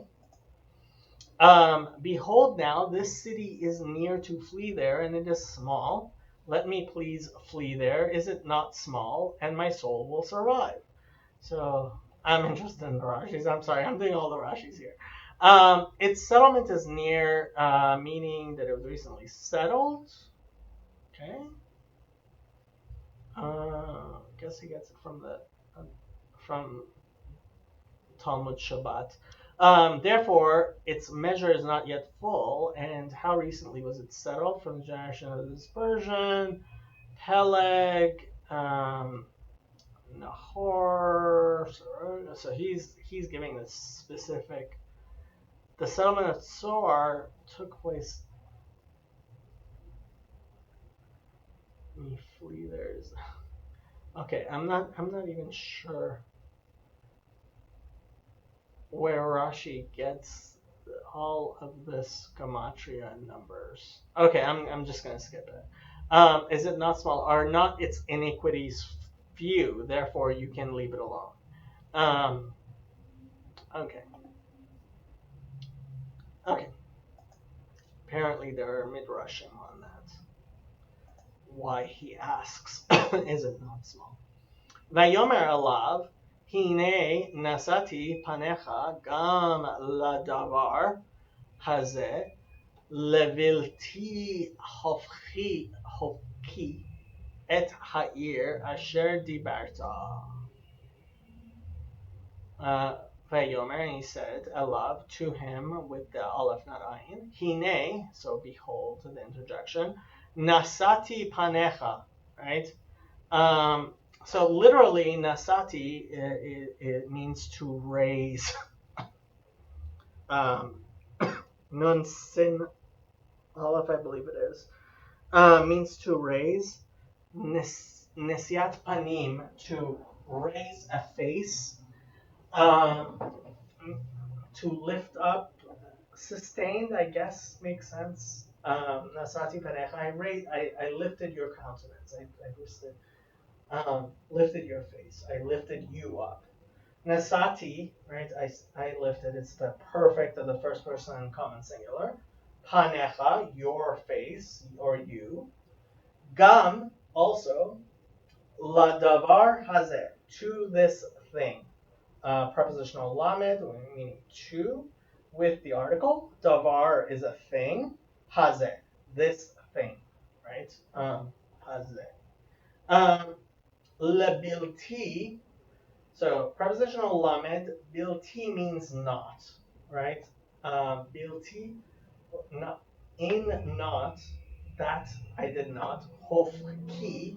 So this is one of my, excuse me, this is one of my favorite verbs, he, pa, pe, chaf, which means to turn over.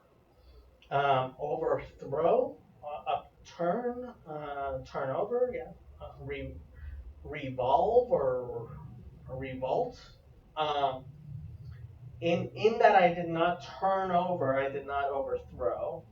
Et ha'ir, so direct object marker, ha'ir, this city. Asher dibarta, pronoun relative, about which. Dibarta, you spoke, right? This is the more, it's the perfect of the more harsh way of speaking. Okay, 21. And he said unto him, see, I have accepted thee concerning this thing also, that I will not overthrow this city for which thou hast spoken.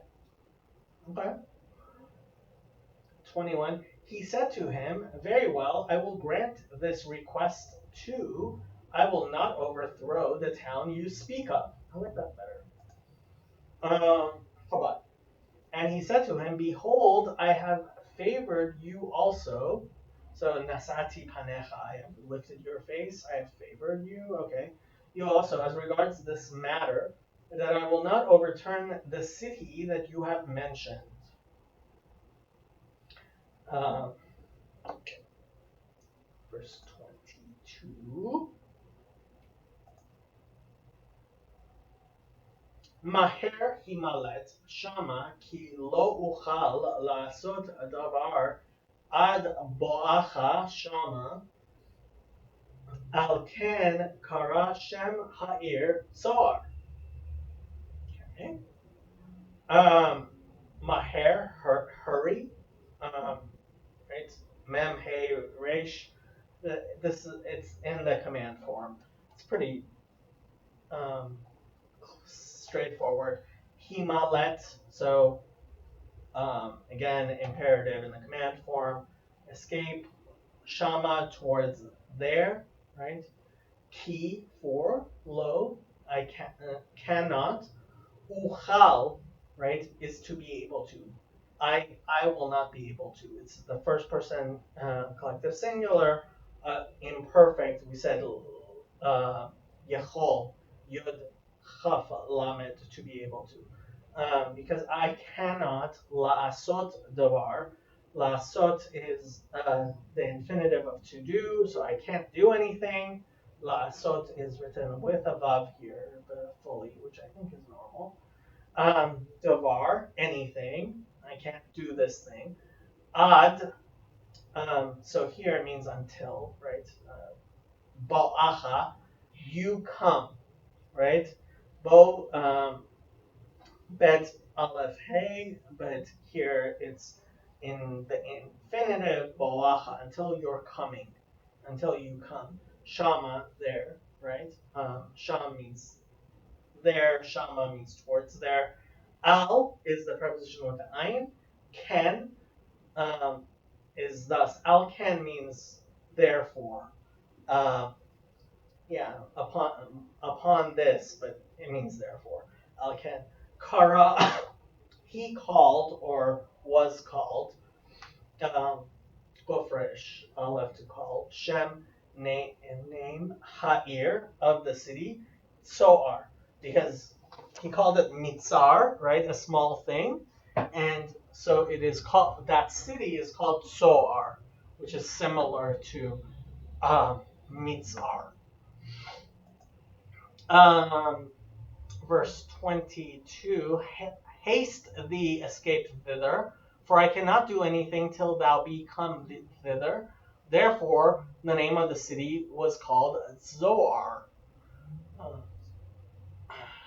see. 22. But flee there quickly, because I cannot do anything until you reach it. That is why the town was called Zoar. And if we look at the thing, Tsor means small, right? It's related to Mitzar. Okay. Um, 22. Hasten, flee there, for I will not be able to do anything until you arrive there. Therefore, he named the city Tsor. And now I want to read the Rashis because what does it mean that God can't do anything? Hasten, flee. This is the angels' punishment because they said, "For we are destroying," and they attributed the matter to themselves. Therefore, they did not move from there until they were compelled to say that the matter was not in their power. So that's from the Midrash. For I will not be able to. This is in the singular. From here, you learn that one was to overturn the city and one was to save it, right? Because two angels are not sent for one mission. Um, yeah.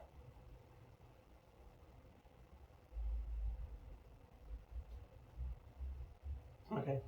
Therefore, the name is from Mitzar, like we said. Okay. So Rashi, these are the angels now speaking. Okay.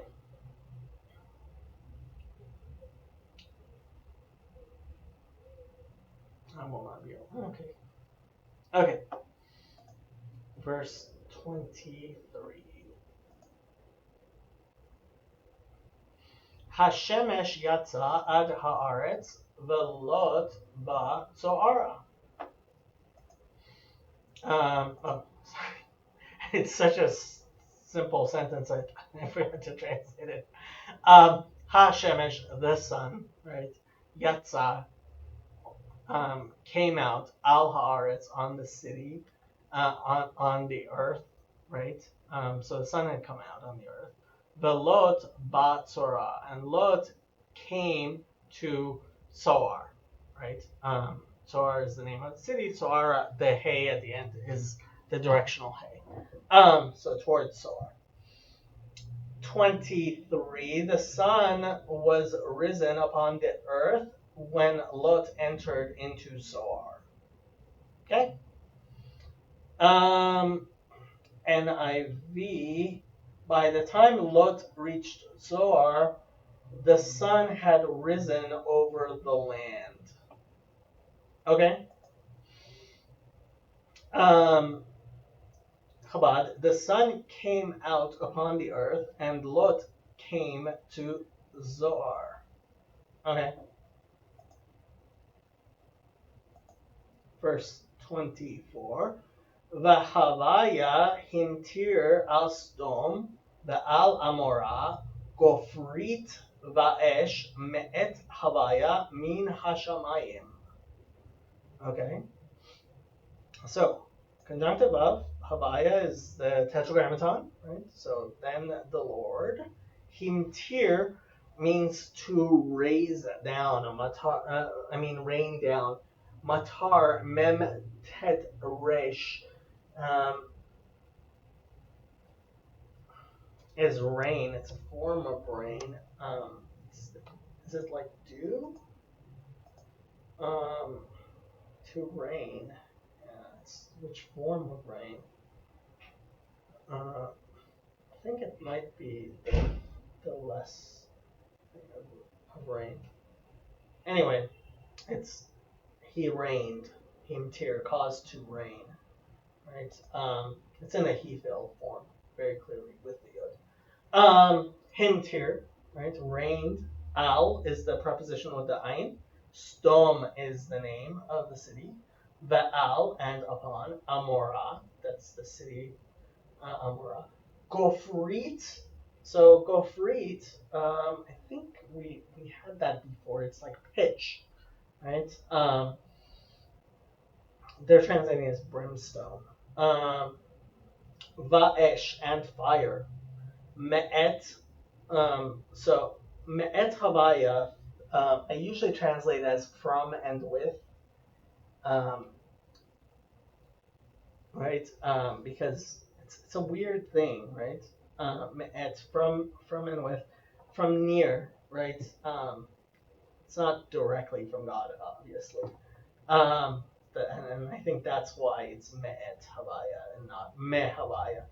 The Tetragrammaton. Min Hashamayim, from the heavens, with the article, the Shamayim, Hashamayim. Okay, verse 24. Then the Lord rained upon Sodom and upon Gomorrah brimstone and fire from the Lord out of heaven. NIV. Then the Lord rained down burning sulfur on Sodom and Gomorrah. Okay, burning sulfur, gofrit ve'esh. Okay, from the Lord out of the heavens. Let's see what Chabad does with this. And the Lord caused to rain down upon Sodom and Gomorrah brimstone and fire from the Lord from heaven. Hintir. Shamhu Beit Dino. So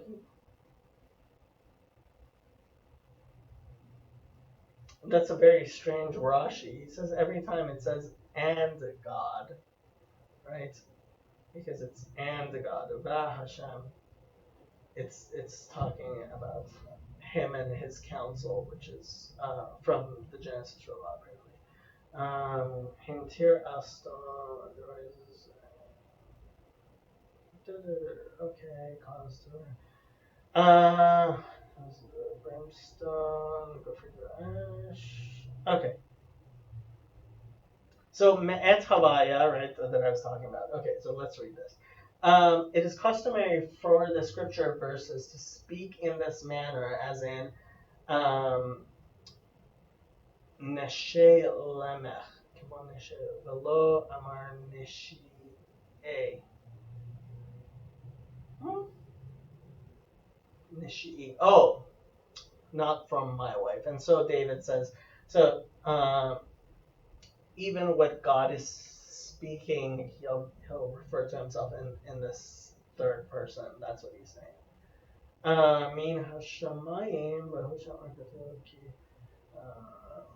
Okay, I'm not going to do all the Russians, because if I do, we'll be here forever. Vayapoch et ha'arim ha'el ve'et kol hakikar ve'et kol yoshvei ha'arim ve'tzemach ha'adama. Okay. Vayapoch is, right, hefech we said to overthrow, right, vayapoch and caused to overthrow. It's the, well, no, actually this isn't in the causative, it's nakal. Yeah, it is in nakal.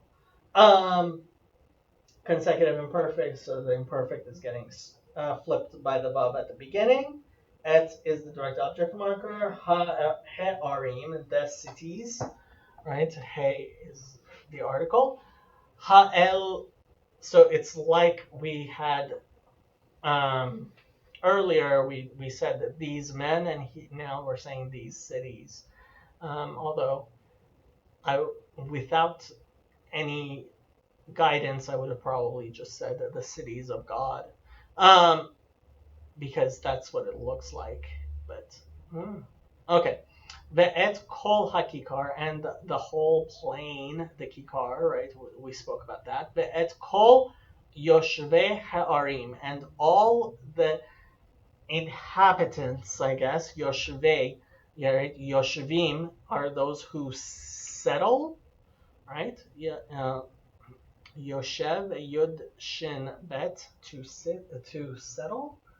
Yoshvei are the settlers, the inhabitants. He'arim, of the cities. Vetzemach, so the root here is tzadik mem chet, which means to sprout, literally. They're saying it's grew. Vetzemach, or vegetation, vetzemach ha'adama, the sprouts or the vegetation or the greenery of the city, of the adama is, I usually translate it as clay, but it's the ground, right? Um, okay, let's look at King James, verse 25. And he overthrew those cities and all the plain and all the inhabitants of the cities and that which grew upon the ground. Okay. NIV 25. Thus he overthrew those cities and the entire plain, destroying all those living in the cities and also the vegetation in the land. Okay. 25. And he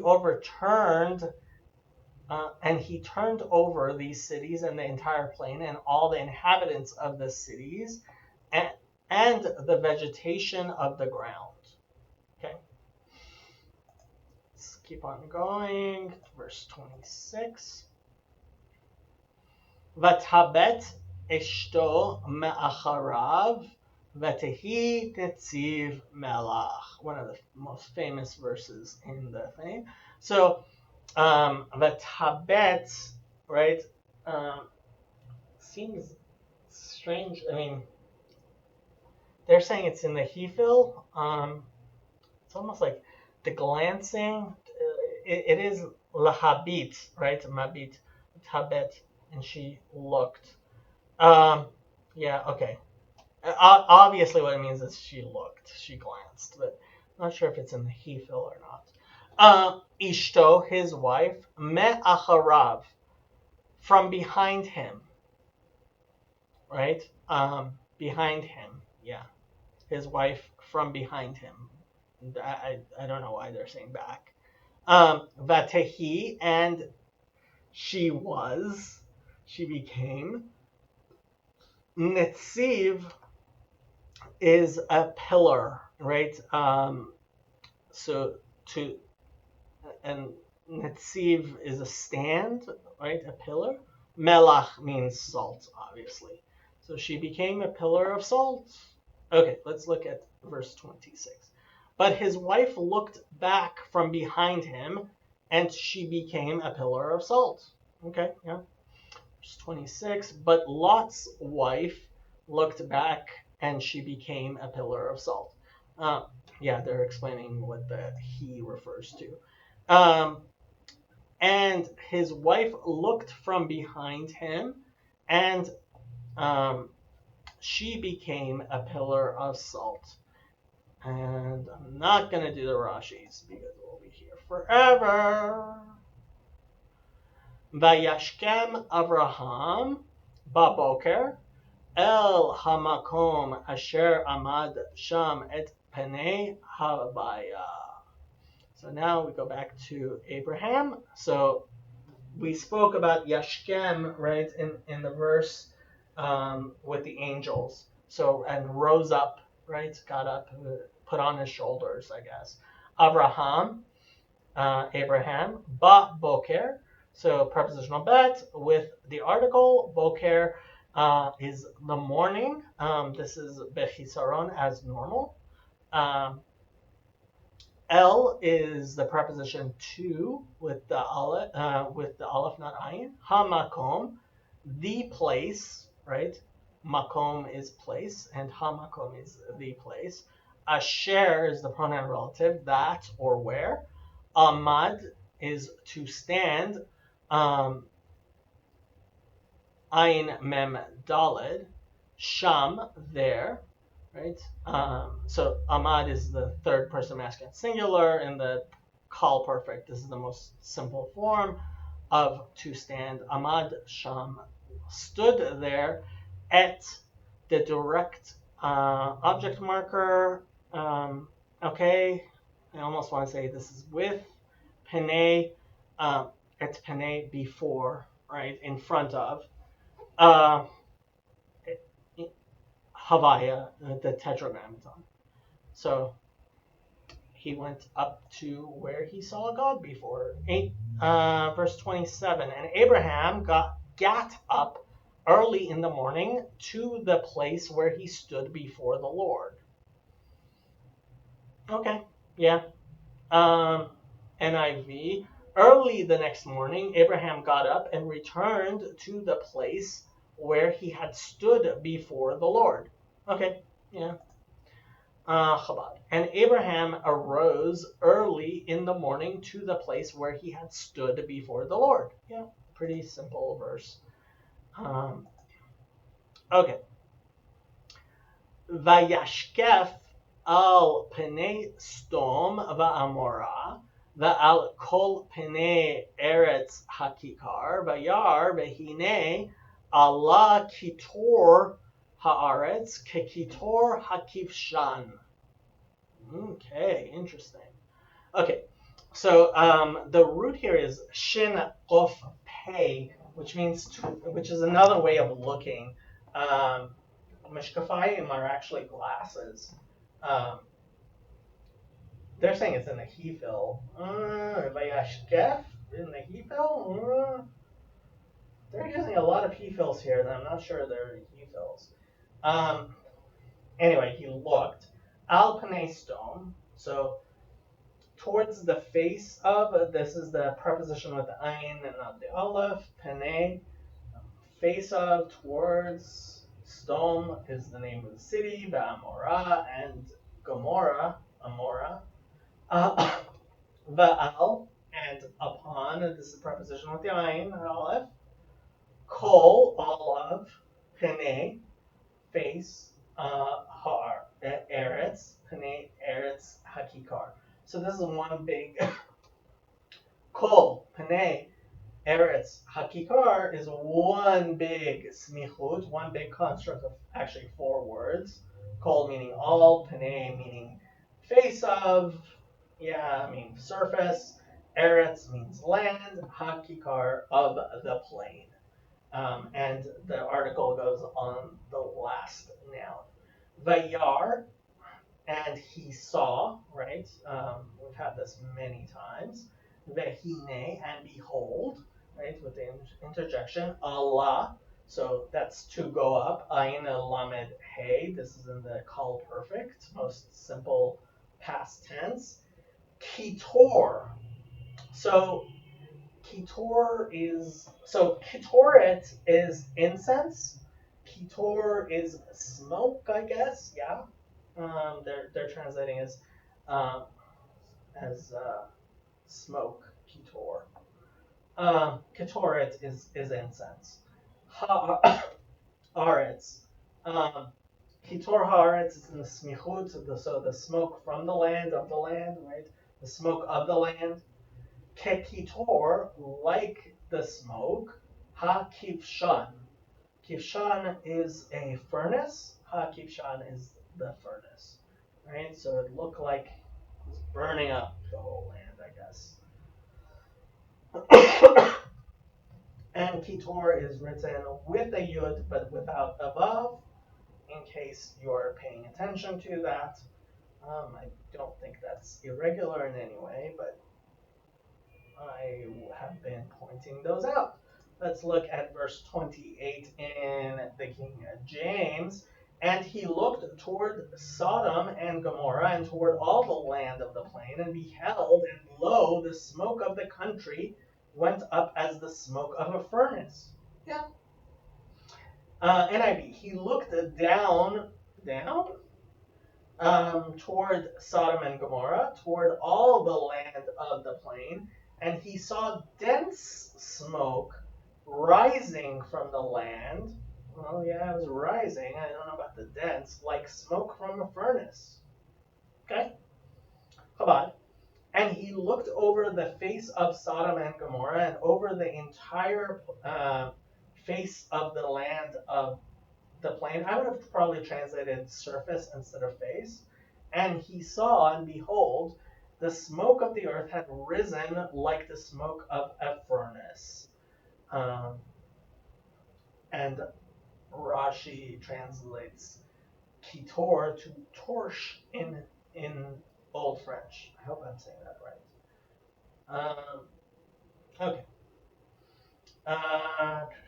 Verse 29. Vayehi b'shachet Elohim et arei hakikar, vayizkor Elohim et Abraham, vayeshalach et לוט מתוך ההפכה בהפוך את ההרים אשר ישב בהם לוט. Okay. And it came to pass, Vayahi, Shachet, in the destruction, right? Shin Chet Tet, we said, in the destruction of. Elohim is the name of God, right? Et is the direct object marker. Are Hakikar, Arim means cities. It's in the construct form with plain, Hakikar, right? We spoke about Kikar before, the plain. Vayiskor, right? So again, it's in the imperfect, but the Vav is flipping it to the back. The root is Zayin Kaf Resh, which is to remember. So Vayiskor and remembered. Yeah. Elohim is God. Et Abraham, direct object marker, Abraham. Vayishalach. So, like we said before, Shin Lamet Chet is to send out, right? As an agent or a messenger, or so he sent out. Et is the direct object marker. Lot is his name. Mitoch.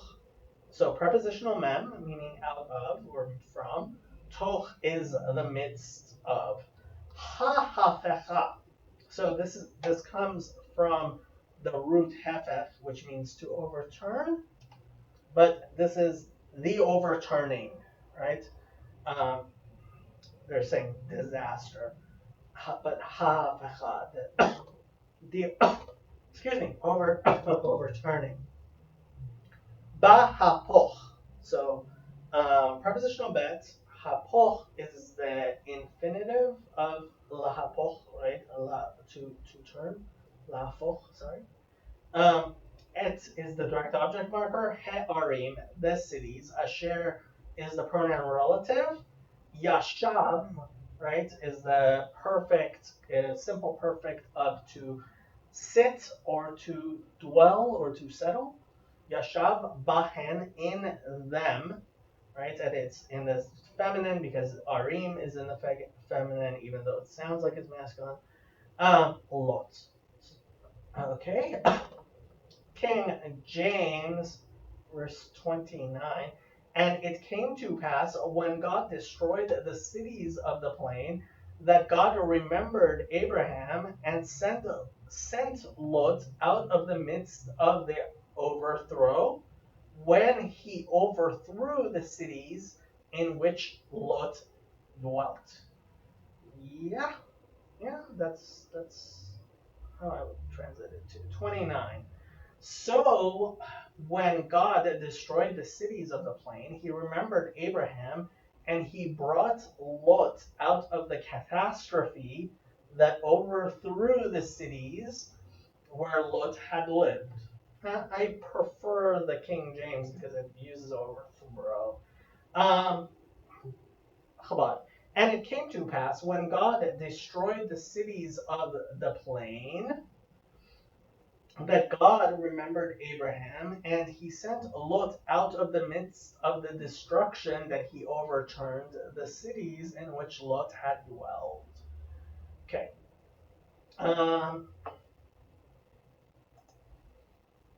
Verse 30. Vayal Lot mitzor, vayeshev bahar, ushte benotav imo, ki yareh lashevet betzor, vayeshev b'ma'ara, hu ushte benotav. Okay.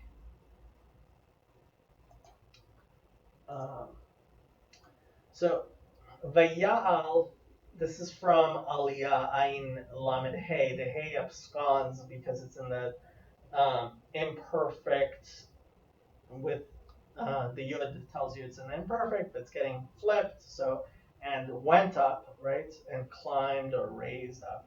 Lot Mitzor. Lot is his name. Tzor is the name of the city. The prepositional mem means from. Mitzor. Vayeshev. So, and he sat. So it's in the imperfect and it's getting flipped. They're saying, yeah, that would make sense. Vayeshev. So, yeah, this is, I guess it's the same root. Is it? Yeah, it is this to sit, remain, or dwell. Yeah, it's the same root. Bahar. So prepositional bet with the article. Har is in the mountains. Right, in the mountain. Ushte benotav, and the two of his daughters, right? It's in a construct form. Shte benotav, we've had that before, his two daughters. Imo, with him, right? Ki, because. Yareh. So this is not the root resh aleph hey. This is the perfect of the root yud resh aleph, which means to fear or to be in awe of. Yareh, because he was afraid. The perfect, yeah, Yareh. Lashevet, to dwell, right? This is the infinitive of yeshiva, yeshev. Which makes me wonder, why is it? I mean, if it's lashevet, then it should be shem bet hey. This is one of those verbs. Anyway, lashevet is the infinitive. Bet tzor, in tzor, right? Prepositional bet, tzor is the name. Vayeshev, again, and he dwelt, he sat, he rested. Ba ma'ara. So, a ma'ara is a cave. And has a prepositional bet with an article. So, in the cave. Who, him, right, as the pronoun third person masculine singular, ushte benotav, him and his two daughters. And this is where it's going to get really weird, but this is what it is. Okay, verse 30. And Lot went up out of Zoar and dwelt in the mountain, and his two daughters with him, for he feared to dwell in Zoar, and he dwelt in a cave, he and his two daughters. NIV. Lot and his two daughters left Zoar and settled in the mountains, for he was afraid to stay in Zoar. He and his two daughters lived in a cave. Okay.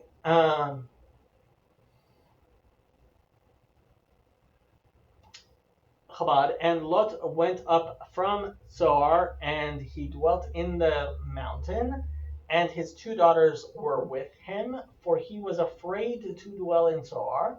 So he dwelt in a cave, he and his two daughters. Okay.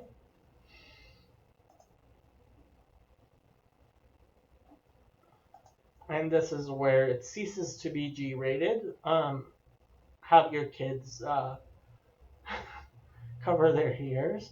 Vatomer ha-bechira el hatzeira avinu zaken ve'ish ein ba'aretz lavo alenu kederech kol haaretz.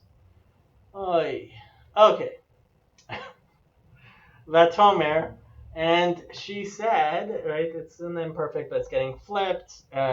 You're used to that yud, but here, because it's a female speaking, it becomes tomer, not yomer.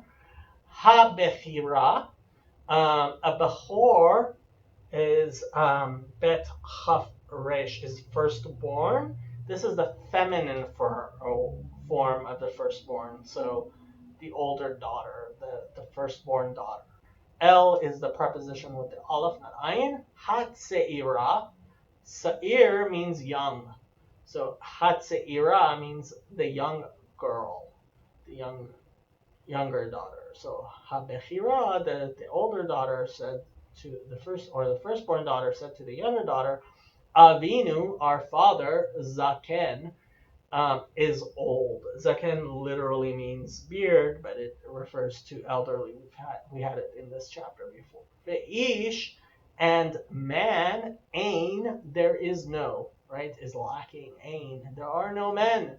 Ba'aretz, upon the land. So prepositional bet with the article, and eretz is earth or land. Lavo, this is the infinitive of bet aleph hey, to come upon, and this is with a vav, with the vav written, which I guess is understandable, but it's ben milui. Aleinu, upon us, this is a preposition with the ayin, um, upon us, kederech, so prepositional chaf, right, as is, derech, way, they're translating as custom, but it literally means a road or a way. Kol, all of, haaretz. So the whole thing is a huge, is a 3-word smichut construct, as is the way of all the earth. Okay, verse 31. And the firstborn said unto the younger, Our father is old, and there is not a man in the earth to come in unto us after the manner of all the earth. NIV. One day,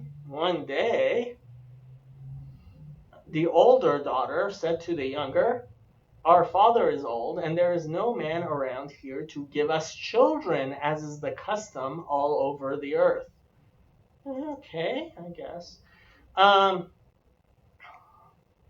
And the elder said to the younger, Our father is old, and there is no man on earth to come upon us, as is the custom of all the earth. Yeah.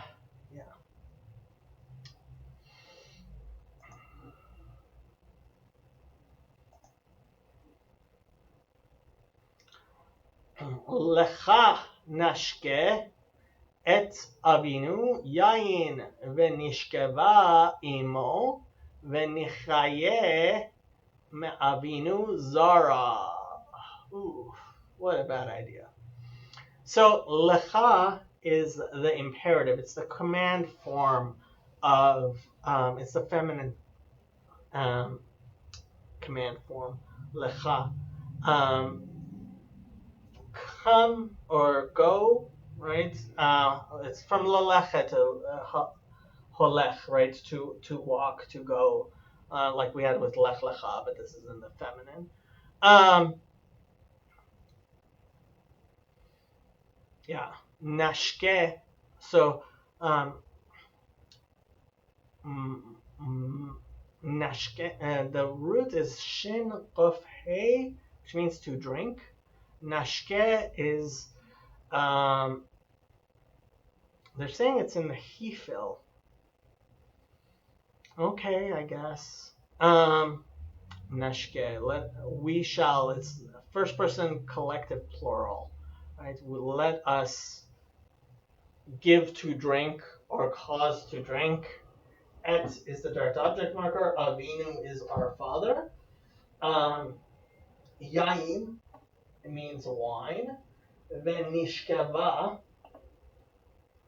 So the root is shin chaf bet, which, like we said before, means to go to bed, right? To sleep.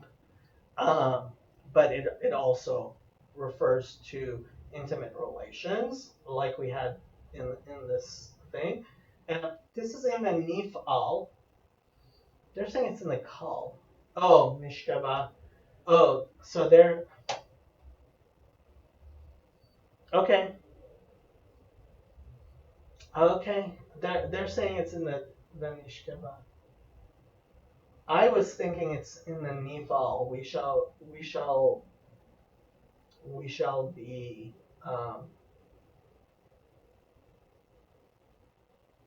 we shall be slept with. It seemed to me in the passive, but I can understand they're saying it's in the first person collective plural cohortive. Um, yeah. Although then the hey at the end becomes a paragogic hey, whereas the way I had it, it becomes a the feminine.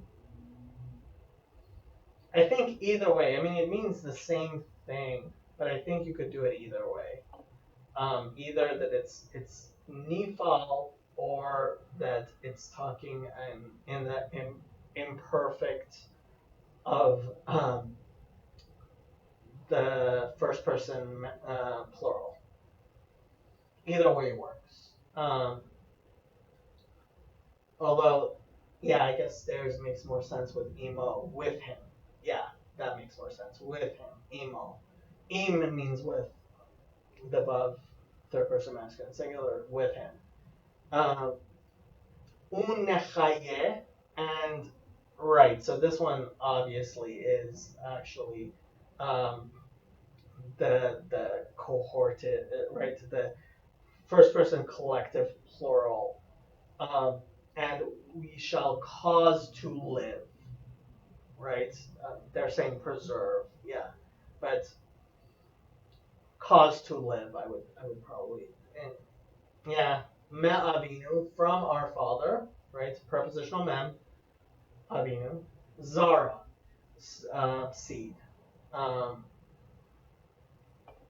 so yeah, verse 32, King James, come, let us make our father drink wine, and we will lie with him, and that we may preserve seed of our father. Mm. NIV, let's get our father. Okay, yeah, let's get and to drink wine and then sleep with him and preserve our family line through our father. Um, Chabad, come, let us give our father wine to drink and let us lie with him and let us bring to life seed from our father. See, that's a much more literal way of saying it, which I prefer. Okay, verse 33. Vatashkena Cana et avihen yain balayla hu vetavo habechira vetishkav et aviha velo yada beshivcha uv'oma. Okay, so this is there's a lot of verbs that are gonna seem strange, but that's because they're in the feminine. So Vatashkena is the he feel of mashka to drink. So she made him drink, right? Vatashkena actually is in the plural, third person feminine plural. Um, yeah.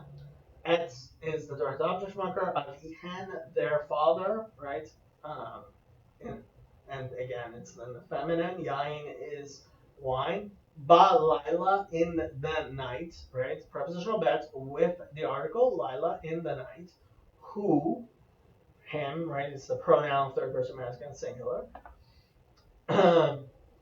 No, so Balila who in that night, right? In that particular night. Vatavo, and so the root is bet aleph hey to come, right? But this is it's in the feminine imperfect. That's why it sounds different. Vatavo, okay. Habechira, the older one, the firstborn female. Vatishkav, right? And this is to lay down, or like we had before again, shachav, right? Shin chav bet. Vatishkav et, right? So this is actually not the direct object marker. This is more the preposition with. Et abiha, her father. Abiha, her father. Velo and not, right? Conjunctive of and not. Yada. So this is the call perfect of to know. Yud Dalet He Ayin. According to the root, Yada, he did not know. Bet Shivcha. So prepositional bet. But here it means of, right? Bet Shichva, in her lying down. Uvquma, and in her getting up, right? We spoke about lakum, to get up, right? So in her getting up. The in With both of them, there's a prepositional bet, and the hey at the end is the third person feminine singular hers, right? So in her lying down and in her getting up. Verse 33, King James, and they made their father drink wine that night. And the firstborn went in and lay with her father, and he perceived not when she lay down, nor when she arose. Okay. NIV. That night they got their father to drink wine, and the older daughter went in and slept with him. He was not aware of it when she lay down or when she got up. Okay. Hold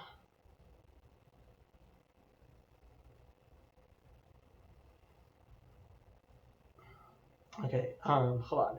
And they gave their father wine to drink on that night, and the elder came and lay with her father, and he did not know of her lying down or of her rising up. And there are many Rashis. And you can look at them if you want. I'm not going to do the Rashi.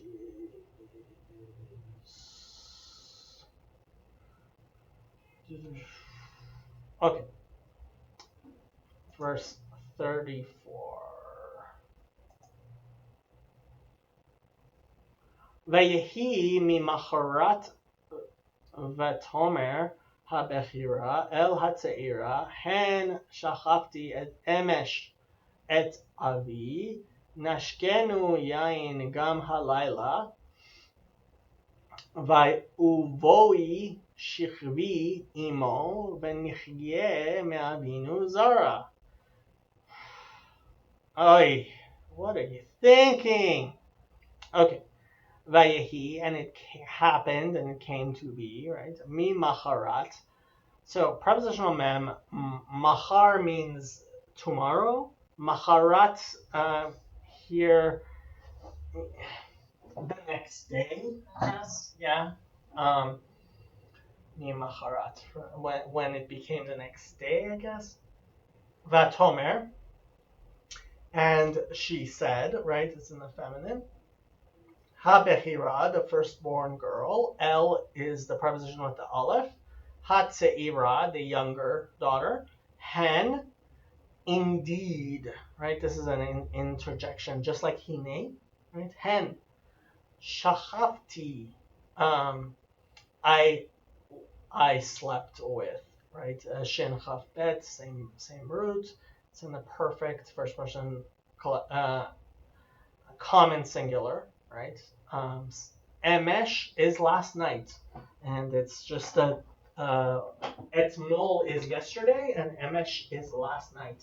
It's just one of those weird words we have in Hebrew. It means here I would say it is the preposition with. It's not the direct object marker. Avi, my father. For some reason she went to the singular, not sure why. Nashkenu, so let us give him to drink, right? It's first person collective plural, nashkenu, right? So let us make, yain, wine. Gam, also. Ha-laila, this night, right? Lila is night. Ha-laila is this night with the article. Uvoi.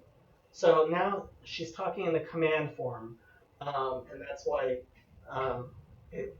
the yud at the end is the feminine command form. the singular. This is the root to come. Well, we had several times already in shichvi, again, same command form of shachab, to lie down. Uh, imo, with him, unechaye, and we shall cause to live, right? Like we said before, me'avinu, from our father, zara, seed. Um, okay, verse 34. And it came to pass on the morrow that the firstborn said unto the younger, Behold, I lay yesternight. Yeah, yes, the word is yesternight. With my father. Let us make him drink wine this night also, and go thou in and lie with him, that we may preserve seed of our father. Verse 34. The next day, the older daughter said to the younger, Last night I slept with my father. Let's get him to drink wine again tonight, and you go in and sleep with him, so we can preserve our family line through our father. Okay, not kind of figurative. Okay. And it came to pass on the morrow that the elder said to the younger, Behold, last night I lay with my father. Let us give him wine to drink tonight too, and come lie with him, and let us bring to life seed from our father. Much more literal translation. Okay, 35. ותשכנה גם בלילה ההוא את אביהן יין ותקום הצעירה ותשכב עמו ולא ידע בשכבה וברומה. Very, very, pretty much exact same line we just had a little bit before. Vatashkena, so all of these are in the feminine, and they gave, yeah, it's in the third person feminine plural. They made him drink, right? In the he field, they caused him to drink. Gam, also, Ba'layla, in the night, Hahu, that night, right? Et is the direct object marker. Avihen, their father. Yain, wine. Vatakom, and she got up. Hatzeira, the younger daughter. Vatishkav, and she slept. Imo, with him. Velo, and did not. Yada, he did not, right? Beshichva uvkoma, in her lying down and in her getting up. Slight difference though in how it was spelled. Right. So in verse 33, uvkoma is written ben milui. It's written completely. And in verse 35, it's written bechisara. What you're going to make out of that is up to you. But that does, that is one of the types of things that we would darshan in the Hebrew. Okay? Verse 36. I'm surprised that I noticed that. V'tahareyana. So this is a weird verb. Shtei benot lot ma'avihen. So herayon is to become pregnant, and it's they're saying it's in the kal. I thought it was in the he field. The root is hey resh hey, which obviously is difficult. The tahar, right? So this is one of those weird verbs. Yeah, you can try looking, and it shows up a lot too. I mean, 43 times in the Bible. Yeah. And it's so this is the third person feminine plural of the imperfect. I still want to say it's he feel. It's causative, but maybe it's in the call. This is a very use your constructor and see. Um, yeah. So and they became pregnant, right? Um, Shtei, two daughters, Benot, Lot, of Lot, Me'avihem, from their father. Yeah, the rest of it's pretty simple. And the meaning is very simple. I mean, it's very clear what the meaning is. It's just that first verb is it's a strange one. It's a difficult one. Verse 36. Thus were both the daughters of Lot with child by their father. NIV. So both of Lot's daughters became pregnant by their father. Chabad and Lot's two daughters conceived from their father. Uh, okay.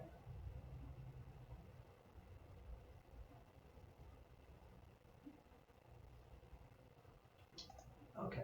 Um, Vateled ha-bechira ben v'tikra shemo Moav hu avi Moav ad hayom. Interesting. Okay. Um, Vateled. I maybe I need to do a little thing on leda on these verbs that we have several times, and there are many different verbs which are um, very similar. They may all be related verbs or even the same verb, but teled gave birth, she bore. Ha-Bechira, the firstborn, the older daughter, Ben, Esan, Vetikra, and she called him, right? We've had Korah so many times. Shemo, his name, Moav, right? And um, what's obvious here is the prepositional mem means from, av means father. So me'av means from father, and she called him Moab, which sounds like from father. Hu Avi, he is the father, right? Moab is the father, he's the ancestor. Uh, Avi Moab, the Moabites, right? Of this nation of Moab. Ad Hayom, until this day. Yom is day, Hayom is this day. Verse 37. And the firstborn bare a son and called his name Moab. The same it is the father of the Moabites unto this day. NIV. The older daughter had a son, and she named him Moab. He is the father of the Moabites of today. And if we look at G, Moab sounds like the Hebrew for from father. Okay. Um, and the elder bore a son, and she named him Moab, and he is the father of Moab until this day. Okay, and you can read the Rashis yourself if you want to. Verse 38. V'hatseira gam hi yalda ben v'tikra shemo ben Ami. Hu avi b'nei Ammon ad hayom. And there is a stuma, there's a closed space in the scroll after this verse, which may be why this is the end of the chapter. And the younger one, Seirah, we had this many times. Gam, also, he, she, writes the pronoun third person, feminine singular. Also, she, Yalda, gave birth, right, for Ben, a son. Vatikra, and she called. Shemo, his name. Ben Ami, So Ben Ami literally means, Ben means son, Ami means my nation, the son of my nation. Right? Who he is, right? Pronoun third person masculine singular, he, him, right? Avi, the father of, right? Bnei Ammon, right? The sons of Ammon, ad hayom, until today. 38, and the younger, she also bare a son and called his name Ben Ami. The same is the father of the children of Ammon unto this day. NIV, the younger daughter also had a son, and she named him Ben Ami. He is the father of the Ammonites of today. So, the notes, Ben Ami means son of my father's people. Well, son of my people. I don't know about my father's people. Hebrew Bnei Ammon, right? Of Ammonites or Bnei Ammon. And Chabad, and the younger, she too bore a son, and she named him Ben Ami. He is the father of the children of Ammon unto this day. Okay, I think this is chapter 19, and hopefully that was a blessing to you as it has been to me. And as always, I will end with Zephaniah 3:9, which says, Ki az epoch al amin, safa berra, likro chulam b'shem havaya le'ovdo shchem echad. And very interestingly, we've actually had pretty much every word in this particular verse in our chapter, chapter 19. Ki, for, as, then, or so. Epoch, right? We talked many times about being turned over, and with Sodom and Gomorrah, it was to be destroyed, but here it is to restore, right? El Amin, to the nations, right? Amin, we just talked about Ammon, right? Amin, the nations. Safa means a language, or literally means lip. Berra, which is pure, clear, or also means winnowed, right? To winnow. Likrod chulam, so that all of them may call. Beshem Havaya, in the name of the Lord. Le'odo, to serve him. Shchem, right? A shoulder with one shoulder. Shoulder echad, right? Shchem echad. And hopefully, like lahashkim, to get up early in the morning, this will be something that will happen soon. Shalom.